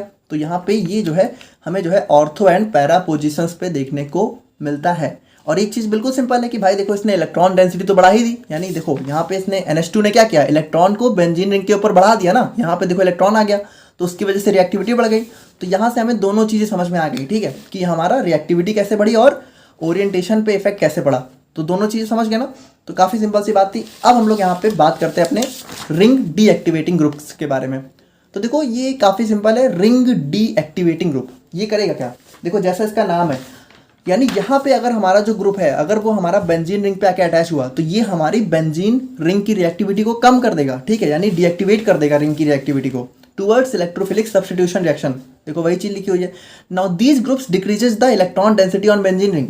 अब देखो ये करेगा कैसे भाई, ये क्या करेगा, ये देखो जो हमारा रिंग एक्टिवेटिंग ग्रुप था वो इलेक्ट्रॉन को दे रहा था, ठीक है, जबकि ये हमारा इलेक्ट्रॉन को ले लेगा, ठीक है, यानी ये हमारे इलेक्ट्रॉन विड्रॉइंग ग्रुप होते हैं, इलेक्ट्रॉन को विड्रॉ कर लेते हैं। तो इलेक्ट्रॉन जब हमारे बेंजीन से कम हो जाएगा तो हमारी बेंजीन की रिएक्टिविटी भी कम हो जाएगी, काफ़ी सिंपल सी बात है। These groups decreases the electron density, they are also known as meta directing groups. देखो वहाँ पे उसको हम लोग क्या बोलते थे, ऑर्थो पैरा डायरेक्टिंग ग्रुप, यानी वो जो हमारे रिंग एक्टिवेटिंग ग्रुप्स थे वो हमारे सब्स्टिट्यूएंट्स को कहाँ लाके अटैच करते हैं, ऑर्थो और पैरा पोजिशन पे, जबकि रिंग डीएक्टिवेटिंग ग्रुप्स कहाँ लाके अटैच करेगा, हमारे मेटा पोजिशंस पे, इसीलिए इसको हम लोग मेटा डायरेक्टिंग ग्रुप्स भी बोलते हैं। Now they can be further divided into 3 types. देखो बिल्कुल सिंपल वही चीज़ है, स्ट्रांगली डीएक्टिवेटिंग, मॉडरेटली डीएक्टिवेटिंग और वीकली डीएक्टिवेटिंग। तो इसके अंदर हमारे कुछ एग्जांपल्स हैं, आप लोग देख लेना। जैसे जो हमारा नाइट्रो ग्रुप होता है ये हमारा सबसे स्ट्रांगली डीएक्टिवेटिंग ग्रुप होता है। अगर नाइट्रो ग्रुप हमारा बेंजीन रिंग के ऊपर आके अटैच हो गया तो जो हमारी बेंजीन रिंग है उसकी रिएक्टिविटी हमारी बहुत कम हो जाती है। अब कैसे होती है उसको हम लोग देखेंगे डेफिनेटली। तो सबसे पहले हम लोग बात करें अपने इफेक्ट ऑन रिएक्टिविटी, तो देखो वही चीज़ है, since ring deactivating groups have the tendency to accept, यानी ये इलेक्ट्रॉन्स को डोनेट नहीं बल्कि एक्सेप्ट या फिर विड्रॉ करते हैं, hence they decreases the electron density, तो ये बेंजीन से इलेक्ट्रॉन को खींच लेंगे, ठीक है। Now due to this benzene ring becomes less reactive towards electrophilic substitution reaction. तो वही चीज़ है। और अगर हम लोग यहाँ पे बात करें अपने इफेक्ट ऑन ओरिएंटेशन पे, तो ओरिएंटेशन पे देखो ring deactivating groups guide the second substituents towards the Meta position, यानी जो रिंग डीएक्टिवेटिंग ग्रुप होते हैं वो क्या करते हैं, वो हमारे सेकंड सब्स्टिट्यूएंट को मेटा पोजीशन यानी इस वाली पोजीशन पे लाके अटैच करते हैं। अब कैसे करते हैं तो वो हम लोग देखेंगे, पर पहले आप लोग ये एक चीज़ ये समझो कि यहाँ पे सेकंड सब्स्टिट्यूएंट्स की बात क्यों हो रही है, क्योंकि देखो ये हमारा पहला तो आके अटैच हो ही चुका है ना, तभी तो हमारा ये रिंग की एक्टिविटी को बढ़ा घटा रहा है। तो अब इसके बाद देखो यहाँ पे जो हमारा इफेक्ट है वो हमारा पहले सब्स्टिट्यूएंट से ही डिफाइन होता है, ठीक है। तो जब पहला ग्रुप हमारा आके अटैच हो जाता है तो वो दूसरे की एक्टिविटी को किस तरीके से अफेक्ट करता है, ठीक है। तो वही चीज़ हम लोग पढ़ रहे हैं। अब यहाँ पे देखो, यहाँ पे होता क्या है, मान लो जो हमारा नाइट्रो ग्रुप है, ठीक है, NO2, देखो ये हमारा NO2 ही है। NO2 को हम लोगों ने यहाँ पे स्ट्रक्चरल फॉर्म में लिखा है, ठीक है, N डबल बॉन्ड O, ठीक है। तो अगर ये हमारा बेंजीन पे अटैच हुआ तो होगा क्या, देखो ध्यान से समझना, ये जो O है ना, ये हमारा एक बहुत ही स्ट्रॉन्ग इलेक्ट्रोनेगेटिव कंपाउंड होता है, ठीक है, इलेक्ट्रोनेगेटिव एटम होता है। तो ये O करेगा क्या, ये हमारा इस नाइट्रोजन से इलेक्ट्रॉन को अपनी तरफ खींचने की कोशिश करेगा, ठीक है। यानी ये O हमारा नाइट्रोजन से इलेक्ट्रॉन को खींचेगा तो यहाँ पे आ जाएगा एक नेगेटिव चार्ज, ठीक है। और जब इलेक्ट्रॉन यहाँ पे इससे खींचेगा तो यहाँ पे आ जाएगा, इस नाइट्रोजन पे आ जाएगा पॉजिटिव चार्ज, और ये बॉन्ड हमारा ब्रेक हो जाएगा। देखो इस बॉन्ड के ब्रेक होने से ही तो यहाँ पे नेगेटिव और यहाँ पे पॉजिटिव आ गया, ठीक है। अच्छा ठीक है, अब देखो यहाँ पे ये जो नाइट्रोजन है भाई, इसके पास तो अब इलेक्ट्रॉन की कमी हो गई, यानी यहाँ पे देखो इस नाइट्रोजन से इलेक्ट्रॉन ऑक्सीजन ले लिए तो इसके पास कमी हो गई। तो अब ये नाइट्रोजन क्या करेगा, ये इलेक्ट्रॉन हमारा लेने की कोशिश करेगा हमारे इस रिंग से। अब रिंग से इलेक्ट्रॉन कैसे लेगा, तो यहाँ पे देखो ये इसको ये वाला बॉन्ड दिख रहा है, तो करेगा क्या भाई, इस इलेक्ट्रॉन से, ठीक है, इस बॉन्ड से हमारा ये इलेक्ट्रॉन को ले लेगा, ठीक है। यानी इस बॉन्ड से, देखो इस वाले बॉन्ड से इसने निगेटिव चार्ज लिया और निगेटिव पॉजिटिव मिलकर क्या करेंगे, यहाँ पे हमारे बॉन्ड का फॉर्मेशन कर देंगे। और जब यहाँ पे बॉन्ड बन जाएगा तो यहाँ पे ये बॉन्ड ब्रेक हुआ। अब देखो इस बॉन्ड का जो निगेटिव चार्ज था वो तो हमारे नाइट्रोजन ने ले लिया, तो बचेगा क्या, बचेगा हमारा यहाँ पे पॉजिटिव चार्ज, ठीक है। तो बिल्कुल सिंपल सी बात है, आप लोग समझ गए ना। यहाँ पे देखो क्या हुआ, यहाँ पे ये बॉन्ड ब्रेक हुआ तो यहाँ पे पॉजिटिव चार्ज आया, ठीक है, वो जो निगेटिव था तो यहाँ पे इसने बॉन्ड बना लिया, ठीक है। अब सेकंड स्टेप में देखो क्या होगा, अब देखो ये हमारे रेजोनेंस में चले जाएंगे, तो रेजोनेंस में क्या होगा, ये पॉजिटिव चार्ज हमारा डीलोकलाइज होगा, ठीक है। तो यहाँ पे देखो ये पॉजिटिव यहाँ से जब यहाँ आएगा तो क्या होगा, अब ये बॉन्ड यहाँ से यहाँ शिफ्ट हो जाएगा, ठीक है, क्योंकि भाई देखो हमारे इलेक्ट्रॉन जो कार्बन है उसकी वैलेंसी तो डिस्टर्ब करनी नहीं है। अब जब ये पॉजिटिव यहाँ से यहाँ आएगा तो हमारा जो बॉन्ड है वो यहाँ से यहाँ शिफ्ट हो जाएगा, और उसके बाद फाइनली ये पॉजिटिव जब दोबारा हमारे नाइट्रोजन के पास जाएगा तो हमारा बॉन्ड हमारा फिर से बन जाएगा, और इस तरीके से एक रेजोनेंस हमें देखने को मिलेगा। तो यहाँ से हम लोगों ने देखा क्या, ठीक है, तो यहाँ पे हम लोगों ने ये देखा कि इसने किया क्या, इसने हमारी, ध्यान से देखना, अगर आप लोग ध्यान से देखो तो इसने किया क्या, ये जो हमारा बेंजीन रिंग है, तो यहाँ पे देखो इसने जो हमारी ऑर्थो और पैरा पोजीशन है, देखो यहाँ पे पॉजिटिव चार्ज कहाँ कहाँ देखने को मिला, यहाँ यहाँ और यहाँ, यानी यहाँ यहाँ यहाँ, और ये हमारी क्या है, ऑर्थो, ठीक है, और ये हमारी पैरा, ठीक है, और ये भी हमारी ऑर्थो। अब देखो यहाँ पे एक्चुअल में हुआ क्या है कि भाई यहाँ पे इसने जो है ऑर्थो और पैरा पोजीशंस पे लाके हमारे पॉजिटिव चार्ज को खड़ा कर दिया। तो यहाँ पे देखो बेसिकली होता क्या है, ये जो हमारा बेंजीन है ये हमारा किसके अंदर जाता है, हमारी इलेक्ट्रोफिलिक सब्स्टिट्यूशन रिएक्शन है ना, यानी कि हमारा जो इलेक्ट्रोफाइल है वही तो हमारा यहाँ पे बेंजीन पे अटैक करता है। अब देखो इलेक्ट्रोफाइल जो होता है जनरली, जैसे हम लोगों ने जो भी इलेक्ट्रोफिलिक सब्स्टिट्यूशन रिएक्शन देखी उसमें हमारे कौन कौन से, जैसे हमारा मान लो CH3+ ले लो, चाहे हमारा NO2+ ले लो, सब में हमें पॉजिटिव चार्ज ही तो देखने को मिलता है। यानी इलेक्ट्रोफाइल के अंदर जनरली क्या होता है, हमारे पॉजिटिव चार्ज होते हैं, ठीक है। यानी ये जो पॉजिटिव चार्ज है भाई ये हमारा निगेटिव चार्ज की तरफ अट्रैक्ट होगा, और अगर इसको पॉजिटिव चार्ज दिख गया तो उससे तो ये दूर भागने की कोशिश करेगा, यानी पॉजिटिव से तो रिपेल करेगा। तो अब देखो यहाँ पे ये जो इलेक्ट्रॉन रिंग डीएक्टिवेटिंग ग्रुप थे, इन्होंने किया क्या, इन्होंने यहाँ पे ऑर्थो और पैरा पोजीशन से पॉजिटिव चार्ज को लाके खड़ा कर दिया, जिसकी वजह से होगा क्या, ये जो इलेक्ट्रोफाइल है ये हमारा ऑर्थो और पैरा पोजीशन पे तो कभी जाके अटैच हो नहीं होगा, क्योंकि भाई यहाँ पे तो इसको पॉजिटिव चार्ज दिख रहा है तो यहाँ पे तो एक अटैक कर नहीं सकता। अब रहा साहब बचा क्या, बचा यहाँ पे हमारी मेटा पोजिशन। अब ऑल दो मेटा पोजिशन पे हमारा कोई इलेक्ट्रॉन नहीं है, यानी कि कोई निगेटिव चार्ज नहीं है, लेकिन कोई पॉजिटिव चार्ज भी तो नहीं है, एटलीस्ट कम से कम यहाँ तो पॉजिटिव चार्ज है। यानी अगर मान लो इन द केस अगर हमारी रिएक्शन हो रही है तो भाई ये जो इलेक्ट्रोफाइल है ये हमारा ऑर्थो और मेटा पैरा पे तो कभी नहीं अटैच होगा, अगर होना होगा तो ले दे के मेटा पे ही अटैच हो सकता है। तो इसकी वजह से होता क्या है, ring deactivating groups guide the second substituent towards Meta position, ठीक है। तो इसकी वजह से जो हमारा सेकंड सब्स्टिट्यूएंट होता है वो हमारा मेटा पोजीशन पे जाके ही अटैच होता है। तो अब हम लोग यहाँ पे फाइनली बात करते हैं अपने यूनिट 1 के लास्ट क्वेश्चन के बारे में, जिसमें हम लोग यहाँ पे कुछ स्ट्रक्चर एंड यूजेस देखेंगे हमारे जो है बेंजीन डेरिवेटिव्स के, ठीक है। यानी बेंजीन से ही डेराइव होने वाले कुछ कंपाउंड्स हैं जो सैकरीन, BSC, क्लोरामाइन, टी और हमारा DDT, ठीक है। तो इन सभी के स्ट्रक्चर के बारे में अब हम लोग यहाँ पे बात करते हैं। तो बात करें हम लोग यहाँ पे अपने बेंजीन डेरिवेटिव्स के बारे में, तो देखो बेंजीन डेरिवेटिव्स का सिंपल सा मतलब है कि जो हमारी बेंजीन रिंग है अगर हम लोग यहाँ पे उसके हाइड्रोजन को रिप्लेस करके उसकी जगह कुछ और ग्रुप यानी कि कोई बड़ा सा ग्रुप या फिर कोई छोटा सा एटम अगर लगा दे रहे हैं, ठीक है, तो वहाँ पे हम लोग उसको यहाँ पे बेंजीन डेरिवेटिव्स बोलते हैं। यानी बेंजीन के हाइड्रोजन को चेंज करके हम लोग जब कोई नई चीज़ ऐड करते हैं तो जो स्ट्रक्चर हमारा बनता है उसी को हम लोग बेंजीन डेरिवेटिव बोलते हैं। जैसे when hydrogen atom of benzene are replaced by new groups then the new structure is known as benzene derivatives. Here we have to study. अब देखो बेंजीन डेरिवेटिव्स बहुत सारे हो सकते हैं, ठीक है। जैसे कि बात करें तो नेक्स्ट जो हमारी यूनिट है उसमें भी हम लोग को अपने बेंजीन डेरिवेटिव्स के बारे में ही पढ़ना है, जैसे कि हमारा फिनॉल वगैरह हो गया। लेकिन यहाँ पे देखो ये जो हमारी पार्टिकुलर यूनिट 1 है और ये जो हमारा टॉपिक है, तो इसके अंदर आप लोग को सिर्फ 4 स्ट्रक्चर के बारे में पढ़ना है। यही आपके सिलेबस में दे रखा है, तो हम लोग इनके बारे में थोड़ा सा बात करेंगे। जैसे कि यहाँ पे आप लोग को पढ़ना है अपने डीडीटी के बारे में, फिर सैकरिन, बीएचसी और क्लोरामाइन टी। तो देखो आप लोगों से यहाँ पे सिर्फ 2 चीज़ें पूछी जाती हैं। पहला पूछा जाएगा कि इनका स्ट्रक्चर बनाओ, दूसरा आप लोगों से इनका यूजेज पूछा जाएगा। तो काफ़ी छोटा सा टॉपिक है, ठीक है। तो आप लोग जल्दी से यहाँ पे देख सकते हो। जैसे कि अगर हम लोग बात करें अपने फर्स्ट स्ट्रक्चर की, तो ये होता है हमारे यहाँ पे डीडीटी। अब इसका फुल फॉर्म क्या होता है, ध्यान से देखना।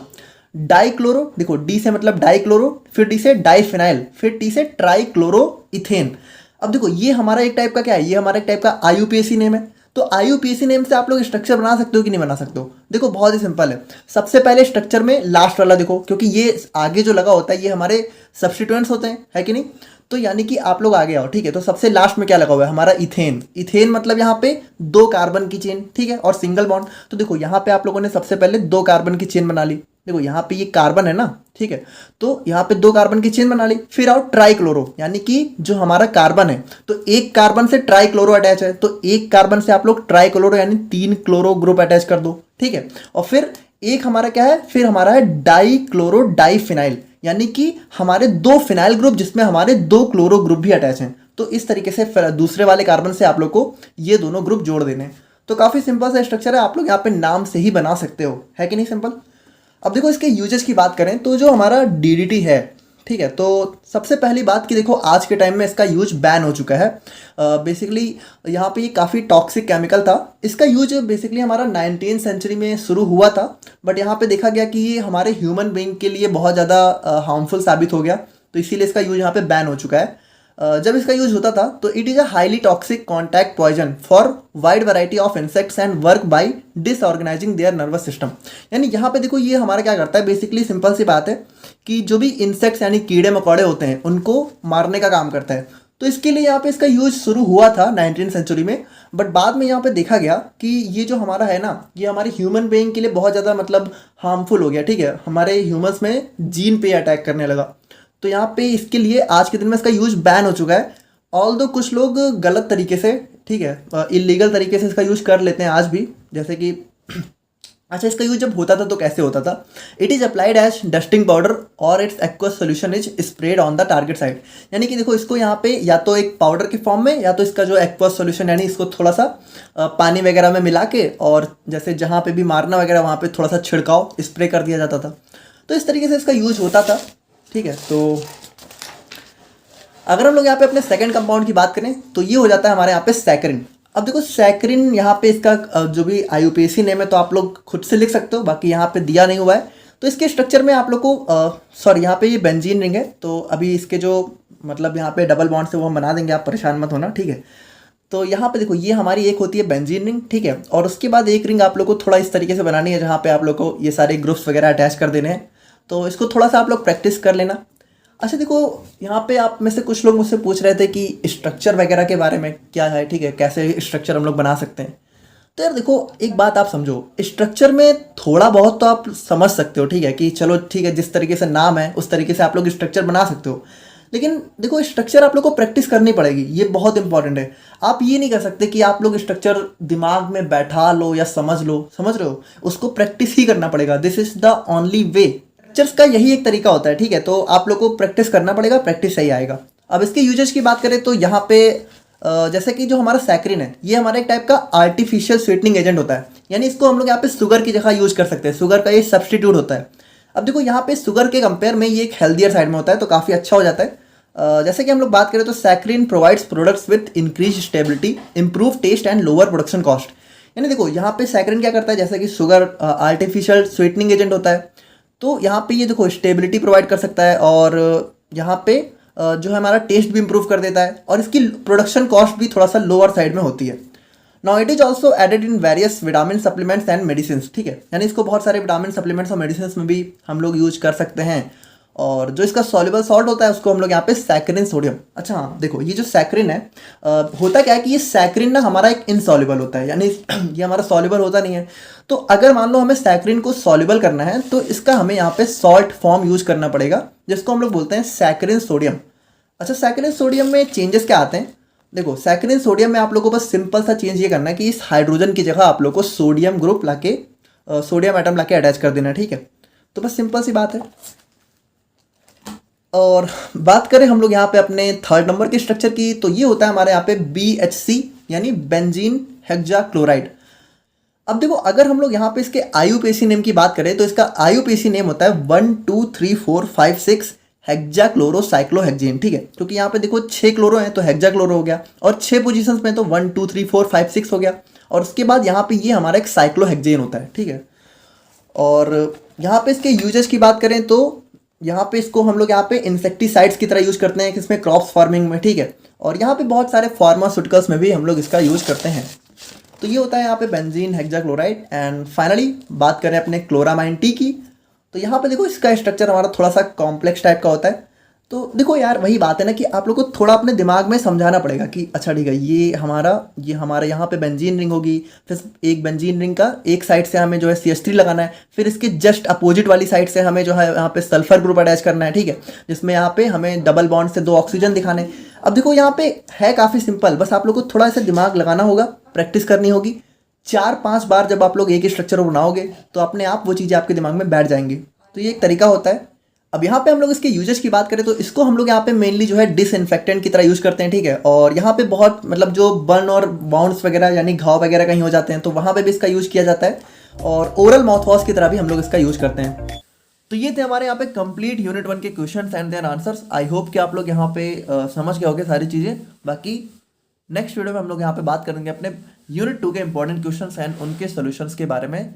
तो मिलते हैं नेक्स्ट वीडियो में, तब तक के लिए थैंक यू सो मच।